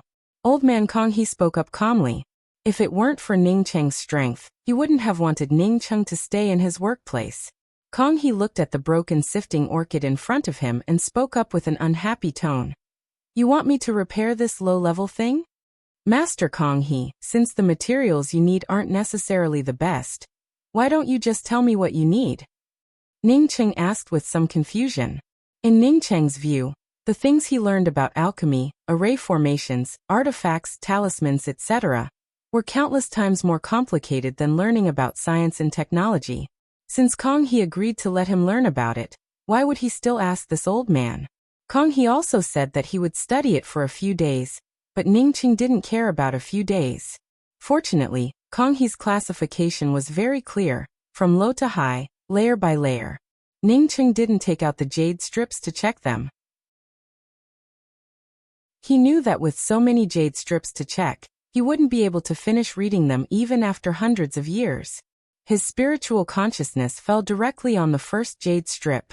Soon Ningcheng's spiritual consciousness moved from the first jade strip to the second jade strip, the third jade strip, the fourth jade strip. What's a god-grade flame? Ningcheng asked in confusion. His celestial river flame was at starry sky grade 5, and it hadn't advanced yet. Could it be? After saying this, Ningcheng raised his hand and was about to put away the materials on the ground when Kong He spoke up at this time. Everything I've learned and a bit of experience is in the opposite room. If you can study it in that room for a few days, maybe after a few days, you can repair your sifting orchid. Even if it's this top-grade starry sky battleship, you can still give it a try. The condition is your materials. Of course, if you don't agree, you can leave. One more thing, You can't copy my jade strips, nor can you take them away. Otherwise they will shatter. Ningqing felt overjoyed. Then many thanks, Master Konghe. I don't know if there are any parts of this battleship that haven't been completed yet. I'm willing to help Master. Ningqing didn't care about it. After putting away the rest of the materials, he went straight into a small wooden house across the public square. Thinking of the possibility of leaving Jiangzhou Star, Ningqing's heart started to burn with passion for this huge battleship. Master Konghe, Fu Si is courting death. He won't be alive to enjoy this battleship. I want to buy it from Master. I agree. Ningqing's words had just fallen when old man Konghe raised his hand and took away the materials he had picked out. Ningqing didn't ask anything. He had already guessed a few things in his heart. The God-grade flame that Konghe mentioned should be the name of a grade 6 starry sky flame. Ningqing had the void shimmering light crystal and the nirvana heart. It was only a matter of time before his celestial river flame advanced to a God-grade flame. I'm sorry, Fu Si and I have a deal, but I don't have a deal with you. I didn't agree to help you refine this high-level battleship. You can take your battleship, but it doesn't mean that I want to help you improve this battleship. Old man Konghe's tone remained calm. Ningqing controlled the laws of time, and he wasn't Ningqing's opponent. But as a top-notch master of science and technology and an artifact crafting grandmaster, he had his own pride. In just half a day, Ningqing had completely immersed himself in the sea of knowledge contained within these jade strips. It was exactly as Konghe had expected. Sometimes knowledge was a kind of poison. Once you fell into it, you would start searching for the root. Konghe expected that once Ningqing fell into it, he wouldn't give up easily. Blue wave profound root, flying star true stone, chop iron glazed stone, thunder firmament crystal, extreme fire silkworm gold. Konghe's eyes immediately lit up when he saw Ningqing's things. At the same time, he quickly picked out dozens of materials from Ningqing's pile. Was that really the case? Ningqing had previously thought that Konghe was willing to help Lan Yi refine the battleship because Lan Yi wanted to teach Lan Yi a lesson. Or maybe Fu Si, the one he killed, wanted to teach Lan Yi a lesson. Ningqing didn't expect that Konghe would really take a fancy to Lan Yi's materials. In other words, it wasn't that the higher the grade of the materials, the better, but the more suitable, the better. Old man Konghe spoke with a calm voice. These are your spoils of war. If you want to take them away, you don't have to tell me. Ningqing's sea of consciousness and comprehension ability were just too powerful. The hundreds of millions of jade strips in this room flowed through his sea of consciousness like flowing water. If Ningqing's spiritual consciousness swept through the jade strips one by one in the beginning, then Ningqing's spiritual consciousness swept through thousands of jade strips at a time. Every time a jade strip flowed away, it would leave behind the essence within. After Lan Yi left, Ningqing waved his hand, and piles of materials appeared in front of Konghe. These materials were his spoils of war. Whether it was 9 jewels Starry Sky Emperor Shangguan Fei, or Hongluan, or the spoils of war from Traceless Immortal Pond, they were all precious materials. Seeing Lan Yi's embarrassed face, Ningqing quickly spoke up. Dao friend Lan Yi, if you have nothing special, please go back first. I'll discuss it with Master Konghe. He had prepared these jade strips for old man Konghe. Ningqing felt that since he had learned so many good things, he could carve his understanding into jade strips and give them to Konghe as a reward. Moreover, the introductory steps in his jade strips were quite simple. As long as one could learn the basics of artifact crafting, it would be impossible for ordinary people to understand everything. After talking to himself, Konghe directly entered one of the battleships and continued to improve his battleship. The reason why he said that wasn't because he looked down on Ningqing, but because the things he left behind were different from ordinary technology. His things were a fusion of technology and starry sky artifact crafting. It could also be considered as opening up a new path.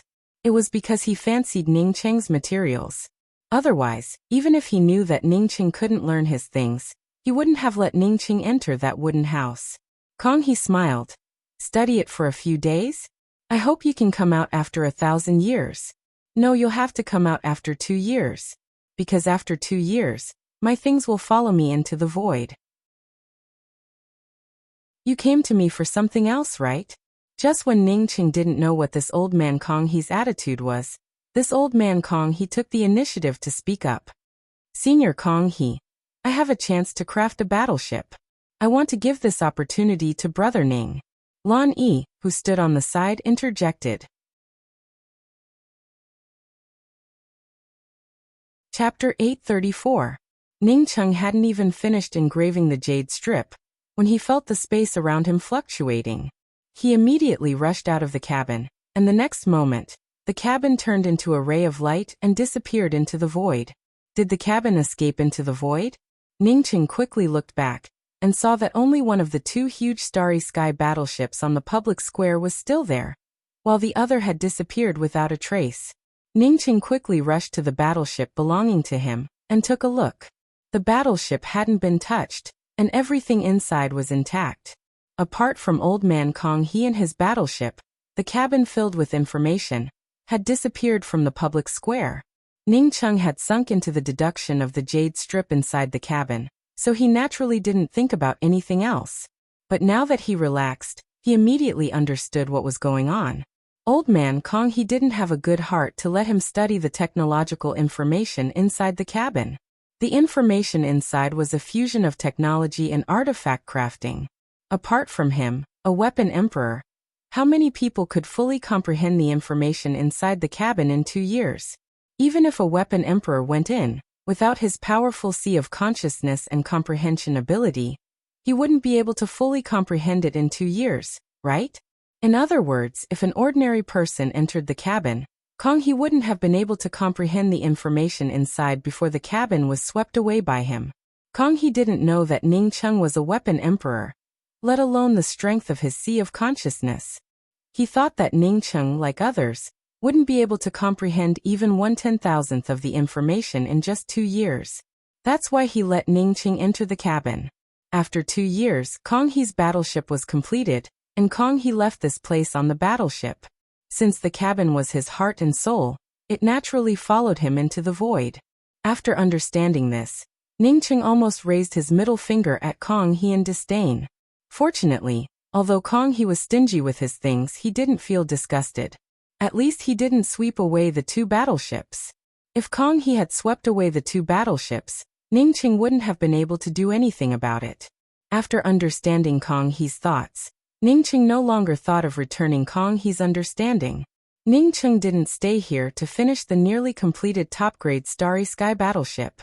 Instead, he put away the Starry Sky battleship and left Kong He Emperor Mountain. With his current ability, he could complete this Starry Sky battleship independently.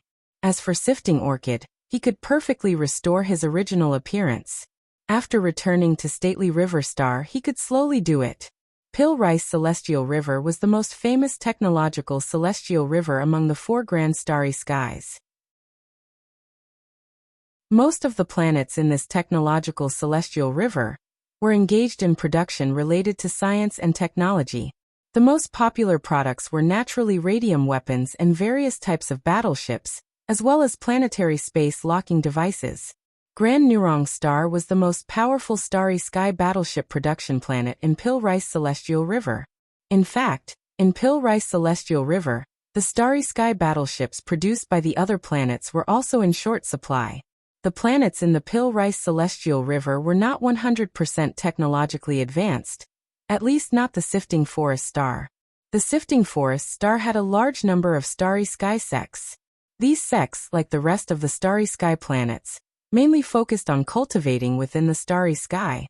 As for technological means, they only assisted in cultivation. The Rainbow Fall Sword sect was not a big faction in the Sifting Forest Star. Rather, it could only be regarded as a very ordinary faction. Even the sect master, Xian Chanshu, was only a heaven realm cultivator. The most powerful expert in the sect was Elder Yu Bo, who had never left the sect. It was said that he was already at the late stage of the life and death realm, but it was just a rumor. Although Ningqing had never been to the Rainbow Fall Sword sect before, he could judge from Feng Kai's weakness against Liang Chirui that the Rainbow Fall Sword sect wasn't a powerful sect in the Sifting Forest Star. But now that Ningqing arrived at the Rainbow Fall Sword sect, he felt that his thoughts might have been wrong. The Rainbow Fall Sword sect wasn't small. At least, the territory occupied by the Rainbow Fall Sword sect was quite good. The starry sky spirit chi here was rich, and the surrounding mountains formed a natural defensive array. What surprised Ningcheng even more was that the entrance of the Rainbow Fall Sword sect was bustling with people coming and going. If it were a makeshift market, Ningcheng wouldn't have found it strange. But as a sect, all kinds of miscellaneous people came and went. Yet, the two disciples guarding the entrance didn't care about it at all, which made Ningcheng a little puzzled. Ningcheng followed the many cultivators coming and going into the Rainbow Fall Sword sect's defensive array. Sure enough, no one came to ask him. Not even a single spiritual consciousness fell on him. Had the Rainbow Fall Sword sect opened up to this extent? Ningcheng's spiritual consciousness directly swept into the sect. Soon he saw the Rainbow Fall Sword Stone. This Rainbow Fall Sword Stone was much bigger than the sword stones in Graceful Star Mainland. Ningcheng didn't know if Graceful Star Mainland had imitated the sword stones here, or if the sword stones here were imitations of Graceful Star Mainland. The sword stone was the public square of the Rainbow Fall Sword sect. At this time, the public square was filled with countless cultivators. In the middle of the public square, there was also a dueling platform. The dueling platform was sealed by restrictions, and two young male cultivators were fighting a life and death battle on the dueling platform. Sitting directly above the Rainbow Fall Sword sect's swordstone were some of the leaders. Ningcheng's spiritual consciousness swept out slightly, and found several eternal cultivators here. Was the Rainbow Fall Sword sect this powerful? Why did they have so many eternal cultivators? Ningcheng initially thought that this was a duel within the sect. But when he saw another male cultivator directly kill a male cultivator on the dueling platform, he understood that it shouldn't be a dueling platform, but a life and death duel platform. Round 7 Rainbow Fall Sword Sect's Shangyongzhan falls, Constellation Sect's Fusu wins. With the announcement, Ningcheng realized that Rainbow Fall Sword Sect's disciples fought against disciples from other sects, and Rainbow Fall Sword Sect lost. Ningcheng felt that something was wrong. He pulled a Celestial Shatterer cultivator next to him and asked, "Friend, I just came here. May I ask why the Rainbow Fall Sword sect's disciples fought against the Constellation sect's disciples?" This Celestial Shatterer cultivator felt that Ningcheng's cultivation was higher than his, so he didn't dare to neglect and replied, "Friend, you're wrong. It's not a fight between the Rainbow Fall Sword sect's disciples and the Constellation sect's disciples. Rather, it's a fight between the disciples of Rainbow Fall Sword sect, Constellation sect, Scarlet Cloud faction, Green Feather Spirit Religion, Void Border Gate, Universal Development sect, and Green Min Mountain." Then why? Ningcheng felt even more strange. Since it was a fight between 7 sects, why would the battlefield be at the Rainbow Fall Sword sect? The Celestial Shatterer cultivator whispered, "I heard that Rainbow Fall Sword sect's disciples, Liang Yi and Feng Kai, joined forces to kill Universal Development sect's disciple Liang Qirue. Since Universal Development sect came, Rainbow Fall Sword sect wanted to compensate Universal Development sect. Universal Development sect said that the treasure taken by Feng Kai was extraordinary and asked Rainbow Fall Sword sect to give up the Rainbow Fall Mystic Realm." "What kind of place is the Rainbow Fall Mystic Realm?" Ningcheng asked with a frown. "It's the only cultivation mystic realm of my Rainbow Fall Sword sect. It's also the source of my Rainbow Fall Sword sect's starry sky spirit grasses. This group of people is too shameless. They just want to snatch it." A teeth-gnashing voice rang out beside Ningcheng. Hearing this voice, the Celestial Shatterer cultivator, who had just explained to Ningcheng, quickly squeezed into the crowd and stopped answering Ningcheng's questions. "Are you also from Rainbow Fall Sword sect?" Ningcheng looked at the young woman in front of him and asked. This young woman's eyes were filled with hatred. She was dressed in a snow-white dress, and had a white hair ornament on her head. If one wanted to be beautiful, one had to be filial. This sentence was vividly reflected by this young woman. However, Ningcheng could see that this young woman wore white clothes. It wasn't because she wanted to be beautiful, but because she was in mourning. Just looking at the anger and hatred in her eyes, Ningcheng understood that something must have happened to her loved ones. The young woman glanced at Ningcheng coldly before turning around and walking away without answering Ningcheng's words. Round 8, Rainbow Fall Sword Sects Ru Yanhong Falls, Green Feather Spirit Religions Kong Ko wins. At this time, a voice rang out from the battle ring again. Ning Cheng felt that something was wrong. Why did Rainbow Fall Sword Sect's disciples fall twice in a row? Rainbow Fall Sword Sect already lost 8 people. Do they still want to continue? Someone in the crowd whispered, but Ning Cheng heard it. Ning Cheng understood that they were bullying Rainbow Fall Sword Sect. He quickened his steps and caught up with the pretty young woman in the white dress. He called out, "Junior apprentice sister, I'm also a disciple of Rainbow Fall Sword Sect. I know Feng Kai. May I ask where Feng Kai is now?" The young woman stopped and looked at Ning Cheng in doubt. After a while she frowned and said, "Since you're a disciple of Rainbow Fall Sword Sect, why don't you know that Feng Kai died?" "Feng Kai died?" Ning Cheng asked in shock. Seeing that Ning Cheng wasn't pretending, the young woman in the white dress said to Ning Cheng, "Which peak are you from? Did you just return to the sect so you don't know what happened to the sect?" Ning Cheng vaguely guessed that this matter might have something to do with that array pattern.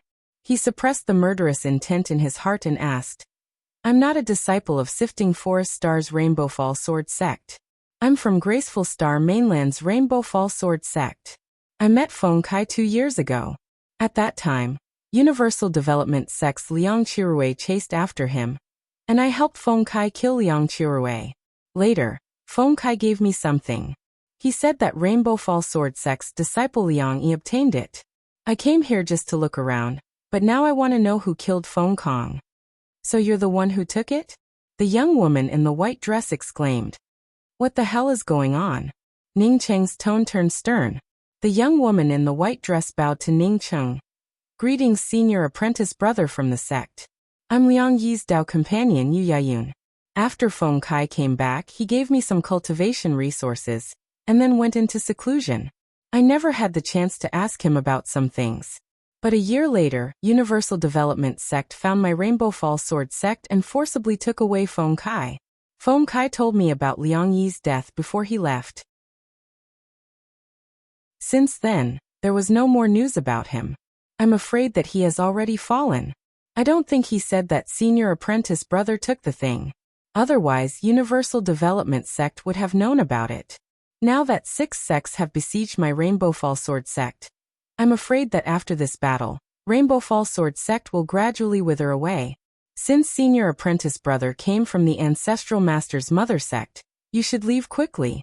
In Yu Yayun's opinion, since Ning Cheng could kill Liang Chirui, who had a Heaven's Mandate cultivation, then his cultivation must have reached a much higher level than hers. Therefore, it made sense for her to address Ning Cheng as senior apprentice brother. Ning Cheng waved his hand. "Let's talk about it later. I just heard people say that the 7 sects are competing against each other. How did it turn into 6 sects besieging Rainbow Fall Sword Sect?"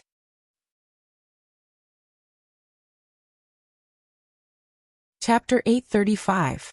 Universal Development Sect asked Rainbow Fall Sword Sect to hand over the thing, but Rainbow Fall Sword Sect couldn't. They asked the Rainbow Fall Sword Sect to use the Mystic Realm as compensation, but the sect master naturally did not agree. As a result, Universal Development Sect and Rainbow Fall Sword Sect set up a fight for the Rainbow Fall Mystic Realm, and the sect master couldn't disagree. The Universal Development Sect also invited the Constellation Sect, the Crimson Afterglow Sect, the Green Feather Divine Cult, the Void Border Sect, the Green Min Mountain, and a few other sects to come over, saying that they would be the notary. Ning Cheng interrupted Yu Yayun's words. "I don't think the other academies are here to act as notaries." Who had ever seen a sect that acted as a notary send their disciples into the arena to fight? Yu Yayun spoke up in anger. Sect master knows that Rainbow Fall Sword Sect's disciples can't compare to Universal Development Sect's disciples, but he can only agree to it. Elder Lu Yin felt uncomfortable in her heart. She didn't want Universal Development Sect to occupy Rainbow Fall Sword Sect's mystic realm alone. Therefore, she proposed a competition between the 7 sections. Then, based on the outcome of the competition, the number of people from each sect entering the mystic realm would be decided. Originally, Elder Lu Yin thought that the Universal Development Sect would refuse. Once the Universal Development Sect refused, they would offend the other 5 sections. He didn't expect that Universal Development Sect and the other 5 sects had already reached an agreement to join forces to snatch Rainbow Fall Sword Sect's mystic realm. Elder Lu Yun's proposal was exactly what they wanted, which resulted in the 6 factions joining forces to kill the Rainbow Fall Sword Sect's core disciples through a competition. Moreover, the disciples participating in the tournament had to be the core disciples of their respective academies. Moreover, after this fight, he feared that the Rainbow Fall Sword Sect would no longer have any heritage to remain in the Sifting Orchid Star. The competition will be carried out according to the previous rules. Even the sect master has no right to stop this kind of competition midway. Ningqing gave a sneer. I'm afraid that after the Rainbow Fall Sword Sect's core disciples were all killed, this kind of competition would automatically stop. I think that these 6 factions not only want the Rainbow Fall Sword Sect's mystic realm, I'm afraid that even the Rainbow Fall Sword Sect would suffer a calamity in the end. Yu Yayan gave out a sigh and spoke. Sect Master also said the same thing. After this fight, my Rainbow Fall Sword Sect might not be able to survive in this place. The Universal Development Sect's disciples' death was just a prelude to this. In fact, even without this reason, the other academies would have coveted the Rainbow Fall Sword Sect sooner or later. Since the discovery of the Rainbow Fall Mystic Realm, the factions coveting the Rainbow Fall Sword Sect are not just 1 or 2 factions. You are just a little disciple. How do you know so much about it? Ningqing looked at Yu Yayun in doubt. Yu Yayun raised her head and looked at the main stage above the square. She sighed and said, My aunt is the sect head's Dao companion, so I know a lot of things. However, my aunt is only one of the 7 Dao companions of the sect master, so there are many things that I don't know very clearly. Hurry up and leave. We'll meet again. Ningqing once again called out to Yu Yayun, who was about to leave. Wait a minute, are you going to fight on the stage? Yu Yayun exuded a deathly aura. It was obvious that she wanted to fight on the stage. Yu Yayun nodded. I'm a core disciple of the Rainbow Fall Sword Sect, so this kind of fight is something that I should definitely participate in. Even if I die, I will kill 1 or 2 to avenge Liangyi. That's right, that's right. We have to repay both grudges and favors. Sometimes it was hard to repay a debt of gratitude, but it was easy to take revenge. Here, I'll lend you this vine for now. Go up and kill all the core disciples of the other sections. Ningqing raised his hand and called out the underworld crow ghost Rat-Tan King, before handing it over to Yu Yayun. The Universal Development Sect had joined forces with the other major sects to bully them through fights. Although their means of fighting were a bit insidious, at least on the surface, they weren't unreasonable. As an eternal cultivator, he naturally couldn't personally kill cultivators in the Celestial Scryer realm or Celestial River realm. Ningqing had seen a lot of things in the starry sky where the strong preyed on the weak. If one was stronger than others, then one had to use strength to speak. If one wasn't as strong as others, then one had to endure it. Just like the current Rainbow Fall Sword Sect, they had no other choice but to endure. Rainbow Fall Sword Sect couldn't move away from the Sifting Forest Star. Even if he went up to the stage and killed all the other sects, it wouldn't help. He couldn't stay in the Sifting Forest Star for the rest of his life. No matter how reasonable the Rainbow Fall Sword Sect was, if he wanted to help the Rainbow Fall Sword Sect, who would remain here in the future, he had to pay attention to the means. Just like if the other sects wanted to destroy the Rainbow Fall Sword Sect by force, the Rainbow Fall Sword Sect would have long since perished. Because of this, the 6 major sects, including the Universal Development Sect, decided to come up with this seemingly fair method. But in fact, it was a bullying method. Ningqing lent the underworld crow ghost Rat-Tan King to Yu Yayun. Although it seemed fair, it was also a bullying method. Since he wanted to kill the Rainbow Fall Sword Sect's core disciple with strength, then he would let the Rainbow Fall Sword Sect return the favor with strength. Yu Yayun subconsciously took the 1-inch-long underworld crow ghost Rat-Tan King and asked in doubt, Is this an underworld crow ghost Rat-Tan? Ningqing nodded. This Rat-Tan will automatically attach itself to your wrist and help you when the time comes.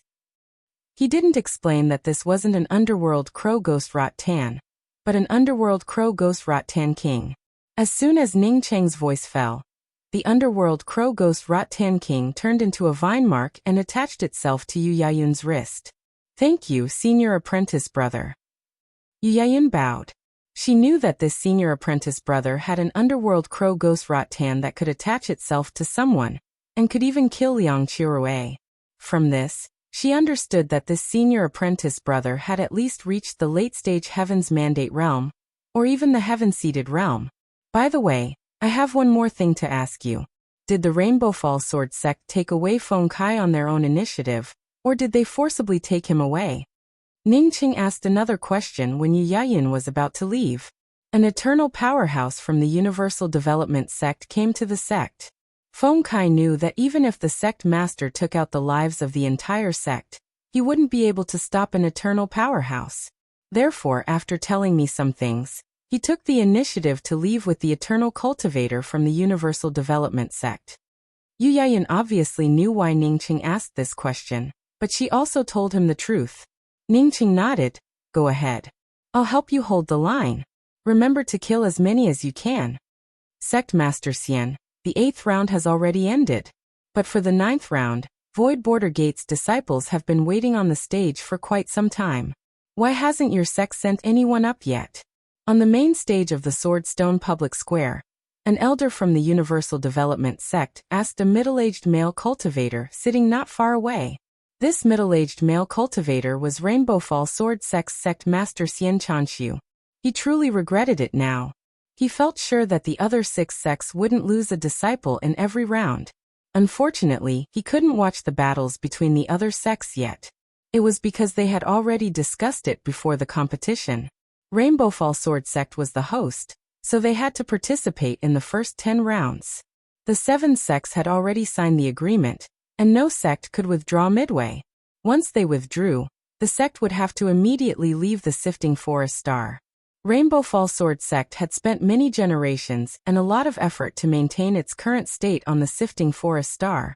He, Xian Chanshu, didn't have the qualifications to move away, nor did he have the qualifications to withdraw.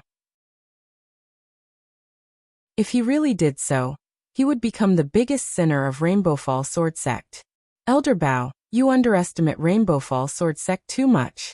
Didn't a disciple already come on stage? Moreover, it's a beautiful woman. An early-stage life and death middle-aged woman spoke with a smile. In fact, even if she didn't say it, Elder Bao had already seen it. Indeed, someone had come on stage. Not only did someone come on stage, but it was also a beautiful young woman in white. Xian Chanshu's expression changed, and he immediately stood up. The Void Border Gate's disciples on the battle stage were all late-stage Heaven's Mandate realm, while Yu Yayun was only at the middle stage of Undead realm. The difference was too great. Going up was no different from courting death. But soon he sat down in disappointment. He was a sect master, yet he couldn't stop the death of a core disciple of his sect. It was truly sad. It wasn't that Rainbow Fall Sword Sect's disciples weren't as good as others, but that there were too few Heaven's Mandate realm disciples among Rainbow Fall Sword Sect's disciples. If Rainbow Fall Sword Sect sent out a Celestial Bridge disciple, the other sects would send out an Undead Realm disciple. Once Rainbow Fall Sword Sect sent out an Undead Realm disciple, the other sects would send out a Heaven's Mandate disciple. Occasionally, Rainbow Fall Sword Sect would send out a Heaven's Mandate disciple, while the other sects would send out a full circle Heaven's Mandate, or even a half-step Heaven-seated expert. With such a method, no matter how many disciples they sent out, it wouldn't be enough for others to kill. Void Border Gate's Bianpeng, what's this little sister's name? Bianpeng's eyes lit up when she saw Yu Yayun. Even a part of her body felt a little hot. This kind of woman was what he wanted the most. Even looking at her made him feel comfortable. Yu Yayun's face turned gloomy. She didn't even bother to speak and brought out a cyan sword. The cyan sword had just come out when it turned into countless sword shadows. These sword shadows completely locked down the space around Bianpeng. Rainbow Fall Sword Sect's disciples, most of them were sword cultivators. Although Yu Yayun didn't have a sword skill grand spirit technique, this sword shadow spirit technique wasn't something ordinary cultivators could compare to. A starry sky cultivator with the same cultivation, in front of a sword cultivator from Rainbow Fall Sword Sect, did not have the qualifications to act arrogant. Bianpeng showed a smile. What a hot temper. Today this big brother will let you know what a man is. As Bianpeng spoke, he brought out a pair of round drums. This pair of round drums, one on the left and one on the right, locked Yu Yayun in the middle. The round drums had not yet sounded, but the vibrations made Yu Yayun feel flustered. Just when Bien Peng was about to drive the round drums, several rattans suddenly appeared out of thin air and completely locked him in place.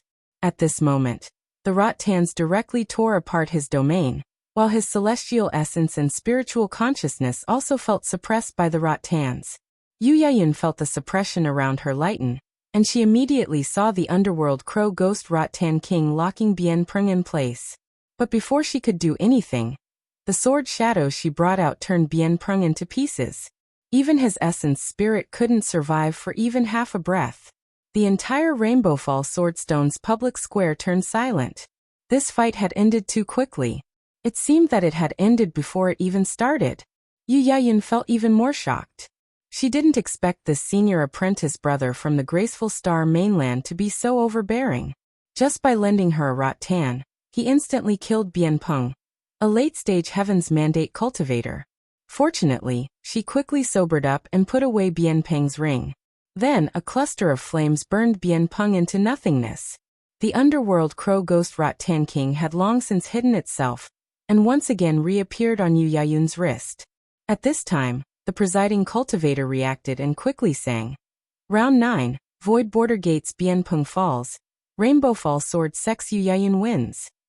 After this song came out, the public square erupted in shock. Some of the low-level disciples of Rainbow Fall Sword Sect screamed even louder. After losing 8 rounds in a row, they finally won one. Senior Apprentice Sister Yu is eternal. I will always love Senior Apprentice Sister Yu. All kinds of screams erupted. Even Yu Yayun, who had a murderous look on her face, couldn't help but blush with excitement. She had never enjoyed such treatment before. Initially, she came up to seek death. But she didn't expect that not only would she not die, but she would also help her sect easily kill a person. Even if he knew that he shouldn't show any signs of victory or defeat, Xian Chanchu couldn't help but stand up and laugh.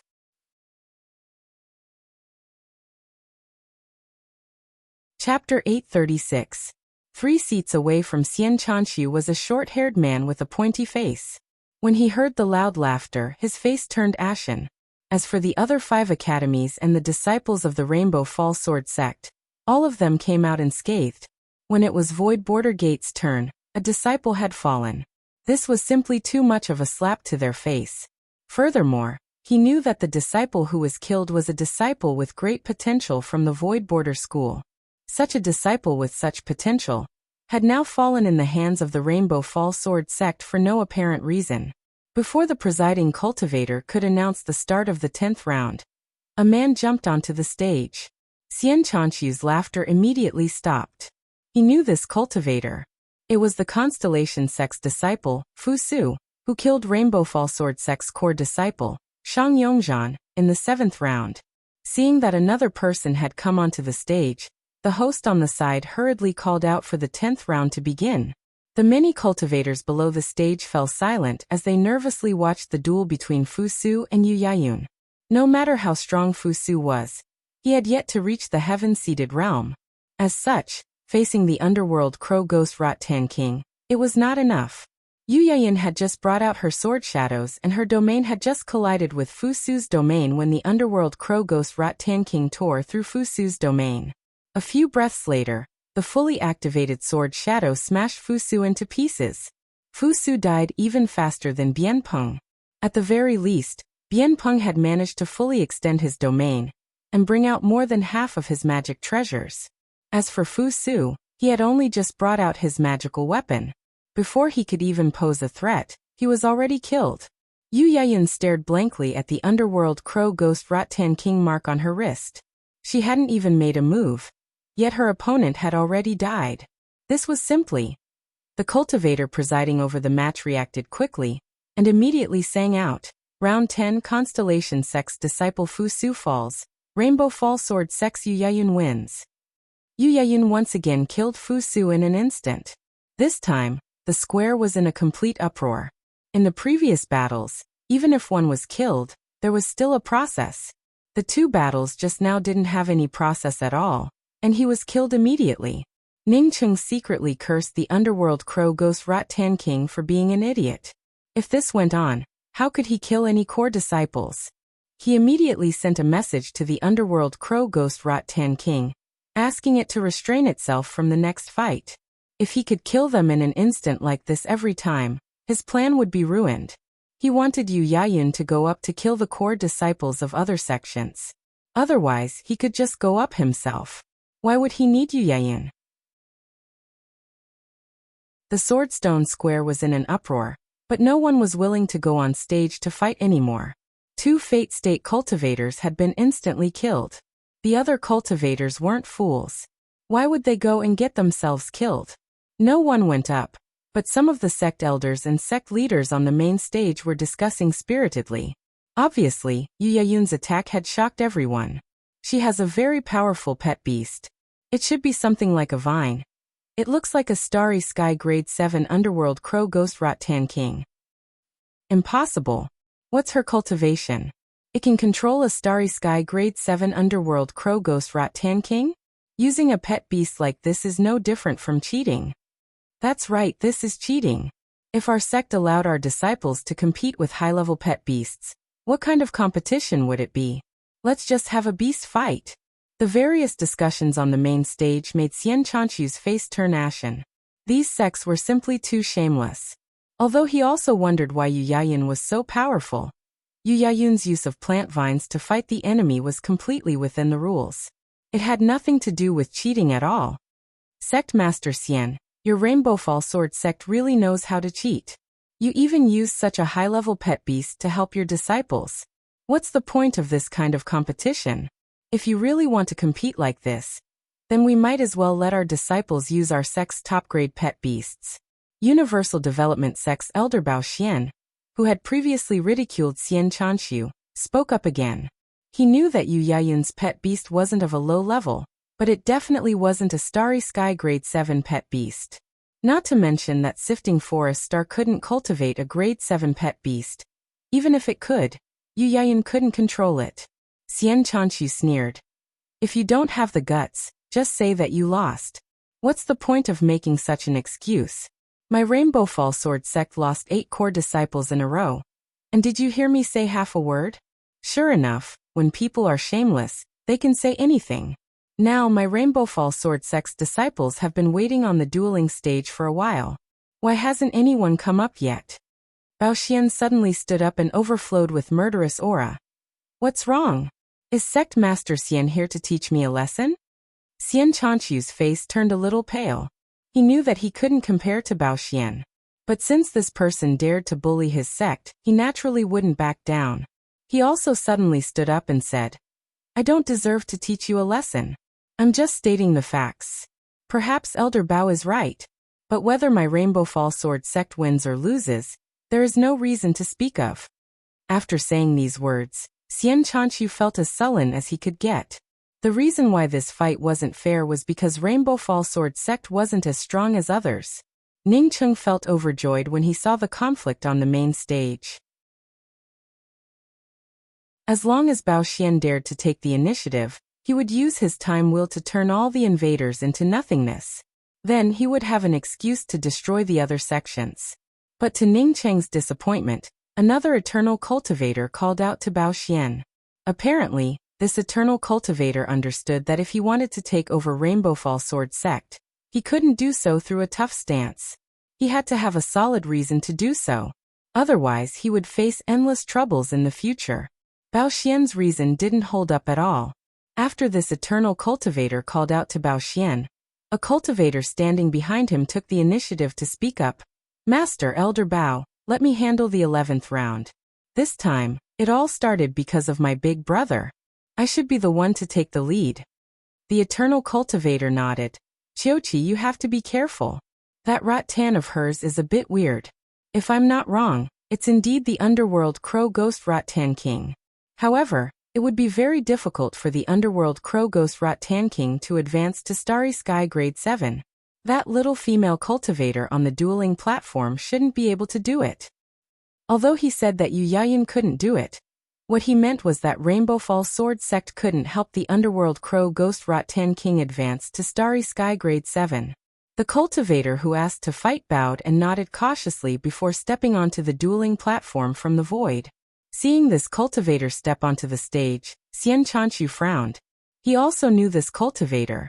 He was Universal Development Sect's premier genius disciple, Liang Qiuqi. His elder brother, Liang Qiurui, was the cause of this incident. According to Universal Development Sect's words, Rainbow Falls Sword Sect killed Liang Qiurui. Liang Qiuqi's cultivation had already reached the full circle of Heaven's Mandate Realm. With just one more step, he would advance to the half-step Heaven-seated realm. An expert ready to advance to the Heaven-seated realm. Since Universal Development Sect sent a half-step Heaven-seated disciple to fight, Xian Chanchu couldn't say half a word. After Yu Yayun killed 2 people in a row, someone still dared to come onto the stage to challenge her. The Swordstone public square immediately turned lively. Some of the cultivators who knew about Liang Qiuqi's origins cheered for him even more. Rainbow Falls Sword Sect's disciples naturally also cheered for Yu Yayun. Liang Qiuqi didn't make a move as soon as he came up. Instead, he stared at Yu Yayun calmly and spoke with a flat tone. "My name is Liang Qiuqi. You have to remember it well. Don't wait until you die without knowing who killed you." Yu Yayun's pretty figure looked like a block of wood in his eyes. He didn't have Bianpeng's lustful look. Yu Yayun's tone was equally cold. "You also have to remember that it was my Rainbow Falls Sword Sect's disciples who killed you and your brother." "Sure enough, your Rainbow Falls Sword Sect killed my big brother." Liang Qiuqi's voice carried a blade-like killing intent. After speaking, he didn't wait for Yu Yayun to answer. Instead, his killing intent domain surged out. The Underworld Crow Ghost Rot-Tan King didn't dare to kill Liang Qiuqi immediately. Therefore, it was a step slower. Yu Yayun's domain felt as fragile as an eggshell under Liang Qiuqi's domain, and directly shattered. Before Yu Yayun could even attack, the powerful domain's imposing manner suppressed her, and forced her to spit out a mouthful of blood on the spot. Seeing Yu Yayun spurt out blood, the elders of the other sects secretly breathed in relief. It seemed that Yu Yayun wasn't that powerful. As long as they could suppress her Rot-Tan, Yu Yayun wouldn't be able to withstand a single blow. Liang Qiuqi also breathed in relief. To be honest, he felt a little afraid of Yu Yayun. But now that Yu Yayun couldn't resist the imposing manner of his domain, he naturally felt a lot more relaxed. While the other sects felt relaxed, the people from Rainbow Falls Sword Sect felt their hearts hanging in their throats. Liang Qiuqi raised his hand and brought out a yin-yang 8 trigrams disc. He wanted to suppress Yu Yayun in the shortest time possible, and then take her away. Since Yu Yayun knew who killed his big brother, how could he let her go? As soon as he brought out the yin-yang 8 trigrams disc, it turned into 2 yin and yang auras. With Yu Yayun's strength, she couldn't even breathe under the suppression of the yin and yang auras, let alone resist. She couldn't even move her long sword in her hand. At the same time, the Underworld Crow Ghost Rot-Tan King moved. Countless Rot-Tan vines spread out, and in a short time confronted Liang Qiuqi's domain. The Underworld Crow Ghost Rot-Tan King even managed to resist the yin and yang aura of Liang Qiuqi's 8 trigrams disc. Although Liang Qiuqi was powerful, he couldn't fight against the Underworld Crow Ghost Rot-Tan King. If not for Ning Cheng's instructions, the Underworld Crow Ghost Rot-Tan King would have gained an absolute advantage at this time. Yu Yayun immediately understood that the Ghost Rot-Tan King had made a move. Only then did she manage to bring out her sword shadows. The dueling platform quickly filled with endless Rot-Tan vines, the yin and yang 8 trigrams aura, and Yu Yayun's sword shadows. Celestial essence explosions erupted, and the yin and yang aura of the 8 trigrams disc slammed into the restrictions on the edge of the dueling platform, creating an astonishing momentum. Whether it was the people on the public square's main platform, or the countless cultivators watching the battle below the platform, everyone nervously watched the intense battle taking place on the dueling platform. After experiencing 2 instant kills, the 11th round was finally starting to look presentable. Boom boom boom. The sword shadows waved, and the yin and yang auras crisscrossed. However, the number of Rot-Tan vines in the dueling ring kept decreasing.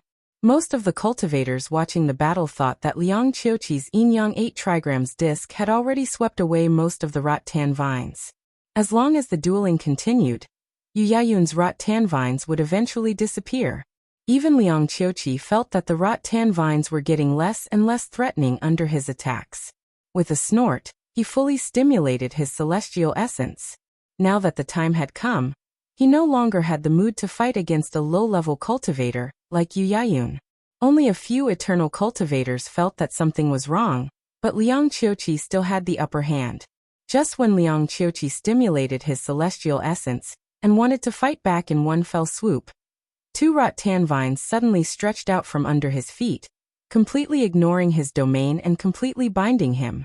These 2 rattan vines seemed to be several times stronger than the previous rattan vines.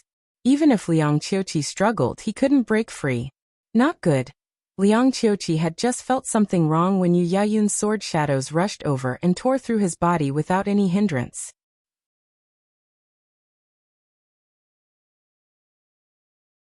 Chapter 837.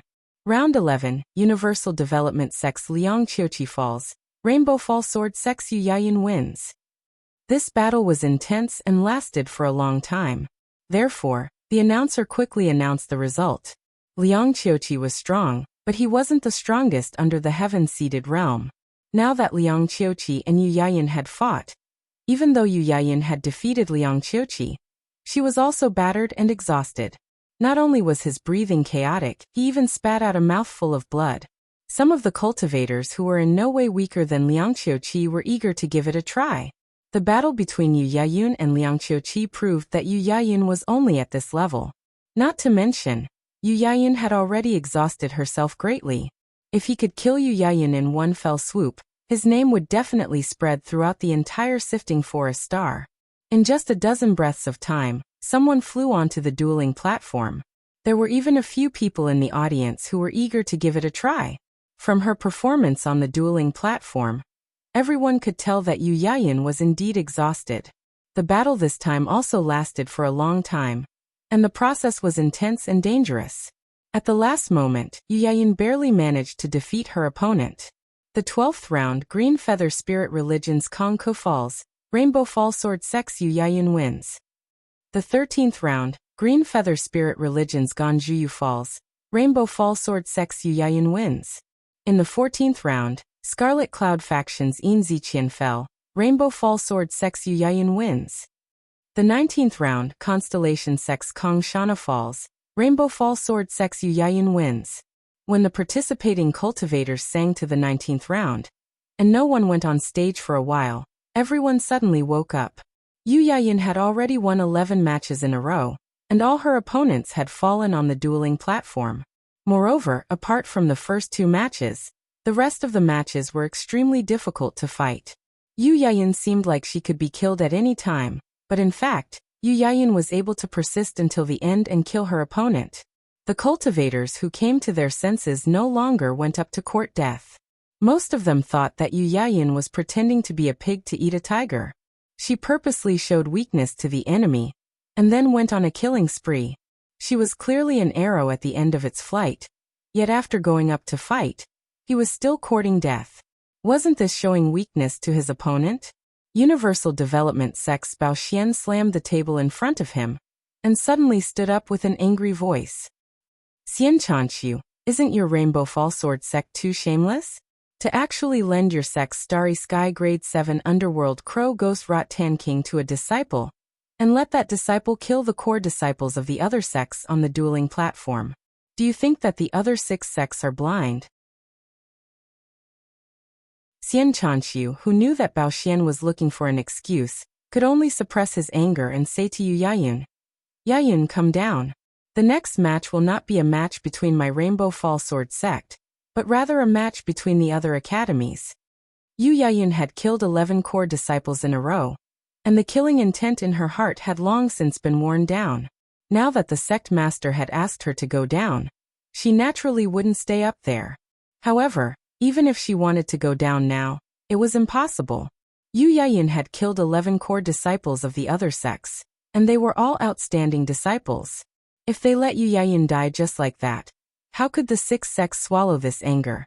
If the Rainbow Fall Sword sect was powerful, then it would not have mattered. However, the Rainbow Fall Sword sect was such a weak faction. Yet they actually dared to kill the core disciples of other factions on the dueling platform. Go down? Don't even dream about it. If your Rainbow Fall Sword sect doesn't explain the matter of cheating today, my Universal Development sect will never let it go. Bao Xian spoke up with a stern voice. Bao Xian's words immediately got the support of the other sections. Even the few eternal cultivators no longer spoke. Apparently, they wanted to force Rainbow Fall Sword sect to take the initiative to admit cheating, and then punish Yu Yayun. Rainbow Fall Sword sect was a sword cultivation sect, and a sword cultivation sect naturally needed sword bones and sword aura. Xian Chanshu had been bullied for a long time. Moreover, someone still pointed at his nose and bullied him. He couldn't bear it anymore. Xian Chanshu, who couldn't stand it anymore, also slapped the table and stood up. Bao Xian, you keep saying that my Rainbow Fall Sword sect cheated. But why didn't I hear any objections from you when the other sects killed my Rainbow Fall Sword sect's disciples? What's wrong with my Rainbow Fall Sword sect's disciple, Yu Yayun, having a pet? Don't you allow cultivators to have their own pet? Bao Xian gave a cold snort. If we all lend our sect's pet beasts to our disciples, what kind of fight is this? Xian Chanshu suppressed his anger and spoke up coldly. Yu Yayun is my Rainbow Fall Sword sect's disciple. I swear in the name of Rainbow Fall Sword sect's sect master that I have never handed over any pet beasts to Yu Yayun. If you insist on lending your sect's pet beasts to your disciples on the duel stage, I, Xian Chanshu, will never say a word of nonsense. Disciples fighting on the stage, life and death are determined by fate. If you can't beat them, then come and find excuses. This isn't something my Rainbow Fall Sword sect would do. Bao Xian was at a loss for words. If their sect had a Starry Sky Grade 7 demonic pet, they would have taken it out a long time ago. Unfortunately, they didn't have one. Was a Starry Sky Grade 7 demonic pet that easy to cultivate? Not to mention top-grade pet beasts, they didn't even have an ordinary pet beast. Okay. An old voice arrived, and then an old man in gray robes landed on the main stage. When Xian Chanshu saw this old man, he quickly bowed. Disciple Xian Chanshu greets Elder Supreme Yu. This old man was Rainbow Fall Sword sect's most powerful Supreme Elder Yu Bo. If it weren't for Rainbow Fall Sword sect being forced into a corner, he wouldn't have come out of seclusion. Unfortunately, even if he came out of seclusion, it wouldn't help. A life and death cultivator, even at the full circle of the life and death realm, couldn't do anything against several eternal cultivators here. Haha, Yu Bo, you haven't made any progress after so many years of seclusion. Your Rainbow Fall Sword sect's disciple cheated with a grade 7 Starry Sky pet beast, yet you still say it's okay. Are you trying to bully my Universal Development sect? A man in brocaded robes stood up and stared at the old man with a cold expression. Under the suppression of his powerful aura, Rainbow Fall Sword sect's Supreme Elder Yu Bo couldn't even say a word. If one's cultivation couldn't match up to others, then no matter how much backbone one had, it would be useless. This brocaded robed man was Universal Development sect's sect master Lian Yan, an early-stage eternal cultivator. He was the one who looked for the array patterns, and he was also Liang Qiuqi's master. After suppressing Yu Bo with his imposing aura, Lian Yan said to Bao Xian on the side, "Go catch the cheating disciple and confiscate his things. Strip him naked and hang him on the edge of the dueling platform as a warning." After Lian Yan said those words, the other eternal cultivators regretted not taking action earlier. That was the Starry Sky Grade 7 Underworld Crow Ghost Rattan King. How powerful would it be if they could get their hands on it? Xian Chanshu and Yu Bo's expressions changed drastically. Once Yu Yayun was stripped naked and hung up, it would also mean that Rainbow Fall Sword sect would also be stripped naked, and would no longer have a foothold in the Sifting Forest Star. The two immediately wanted to stop it. But although their cultivations weren't bad, it still wasn't enough in front of an eternal cultivator. Bao Xian had been waiting for these words. He had wanted to take action for a long time, but the sect master didn't say anything. Now that the sect master spoke up, he stepped out of the void and raised his hand to grab Yu Yayun on the dueling platform. He then spoke up in anger. The dueling platform is a fair and just place for people. Yet you cheated with your sex guardian pet beast. I won't forgive you. Since this is a duel, I will preside over justice. A powerful imposing aura shrouded over Yu Yayun, an undead cultivator, couldn't even breathe under the suppression of such a powerful domain's imposing aura. Even the underworld crow ghost Rot Tan King couldn't break through the suppression of this domain's imposing aura. Yu Yayun subconsciously wanted to look at Ningcheng, but she couldn't even turn her neck, let alone stretch out her spiritual consciousness. Just when Bao Xian's hand was about to grab Yu Yayun, his body suddenly stiffened. An even more terrifying pressure fell on him, and the domain around him tore apart like a rag in an instant. At this moment, his spiritual consciousness and celestial essence couldn't move at all. The only thing that could move was his consciousness. Sensing the threat of death, Bao Xian's eyes filled with horror. He wanted to scream, but he couldn't. Yu Yayun felt her body lighten, and then she saw a huge celestial essence handprint slowly stretch over. This handprint directly grabbed Bao Xian's neck and lifted him up. It was the senior apprentice brother, who lent her the underworld crow ghost Rot Tan King. Yu Yayun instantly understood, and her eyes lit up with excitement. She knew about Bao Xian, a famous elder of Universal Development Sect and a middle-stage life and death powerhouse.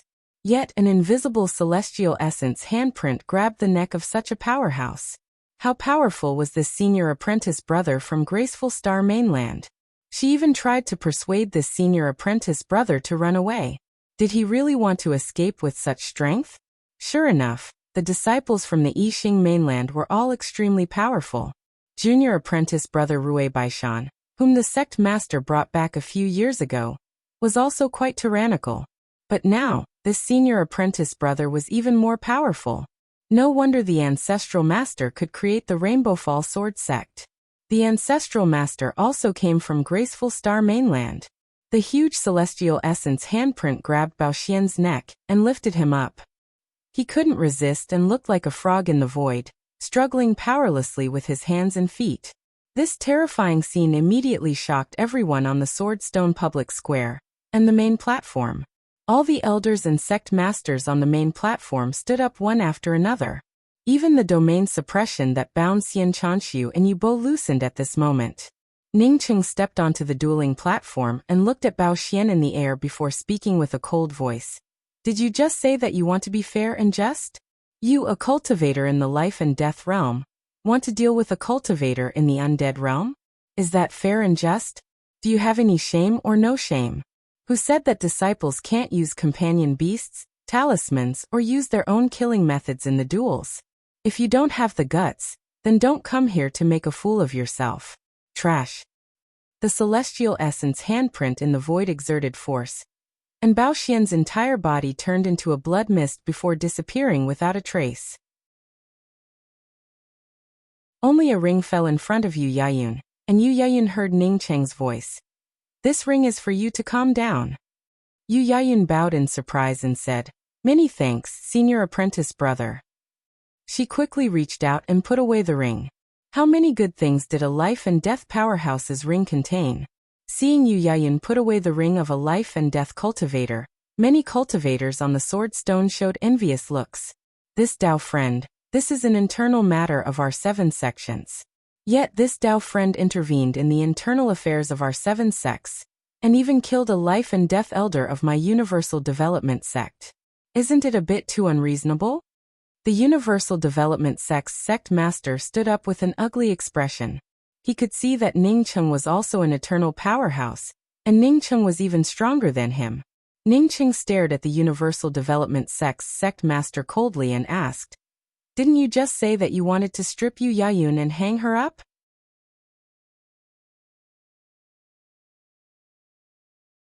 Chapter 838.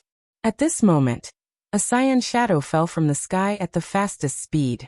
So what if it's me? This emperor is Lian Yan, the sect master of Universal Development Sect. Lian Yan gave a cold snort. Even if he was only at the early stage Eternal Realm, he was still an Eternal expert. No matter how strong Ningcheng was, he was only in the Eternal Realm. We're both in the Eternal Realm. So what right do you have to talk to me like this? Besides, Ning Cheng had killed Bao Xian with a sneak attack the moment he arrived, which meant that he had already formed an enmity with Universal Development Sect. As the sect master of Universal Development Sect, how could he show weakness in front of Ning Cheng? Xian Chanshu didn't have the demeanor of a heaven-seated expert. After he finished speaking, he spat out a mouthful of saliva. When Lian Yan's weapon turned into a ray of Dao Charm, Ning Cheng's traceless spear pattern tore apart his weapon's ray of Dao Charm. An eternal cultivator's self-detonation only caused this much commotion because Ning Cheng had already sealed 90% of his celestial essence. With Chu Xuxing taking the lead, the other sects took the opportunity to play their own roles. Lani used to call Ning Cheng Brother Ning before, but she didn't dare to call him that now. Not to mention that Ning Cheng was an expert on the same level as Old Man Kong He. Qingmin Mountain's rudeness in coming to Rainbow Fall Sword Sect to cause trouble made Lani tremble in fear. Lani spoke up in horror. Senior has shown graciousness to Lani, yet my Qingmin Mountain coveted Rainbow Fall Sword Sect's mystic realm without asking about right or wrong. Please punish me, Senior. On behalf of Qingmin Mountain, this junior will comply. Xian Chanshu sneered from the side. Are you trying to be reasonable at this time? When your 6 sects wanted to seize my Rainbow Fall Mystic Realm and Rainbow Fall Sword Sect, why didn't anyone talk reason with you? Bah. Lian Yan felt so ashamed that he wanted to die. He was an eternal expert, yet he suffered such humiliation. As for insulting Yu Yayun before, he naturally didn't think there was anything wrong with it. In his eyes, Yu Yayun was just an undead cultivator. Even if she was stripped naked and hung up, it was still a warning. But he was an Eternal Realm expert. He quickly came to Ning Cheng and bowed to the ground. Many thanks for upholding justice, Senior. Otherwise, my Rainbow Fall Sword Sect would have been occupied by a group of shameless people. Xian Chanshu and Yu Bo felt ecstatic. They didn't expect that this powerhouse was from Rainbow Fall Sword Sect, or even from Graceful Star Mainland's main sect.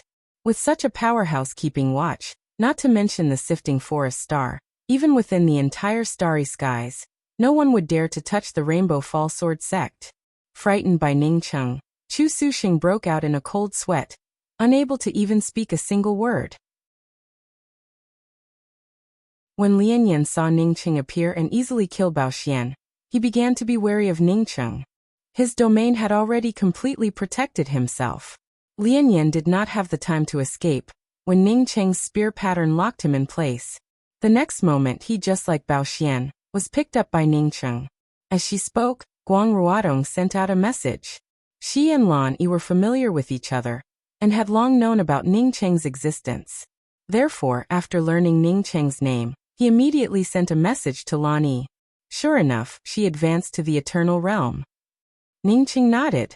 He guessed that Lan Yi didn't know about it. With Lan Yi's urgency, she must have gone into seclusion to advance to the Eternal Realm, and then went into seclusion to stabilize her cultivation. After hearing Ning Cheng's words, Chu Suxing's face turned pale. He worried that Ning Cheng would pick him up and throw him into the array flag in the next moment, leaving him to self-destruct.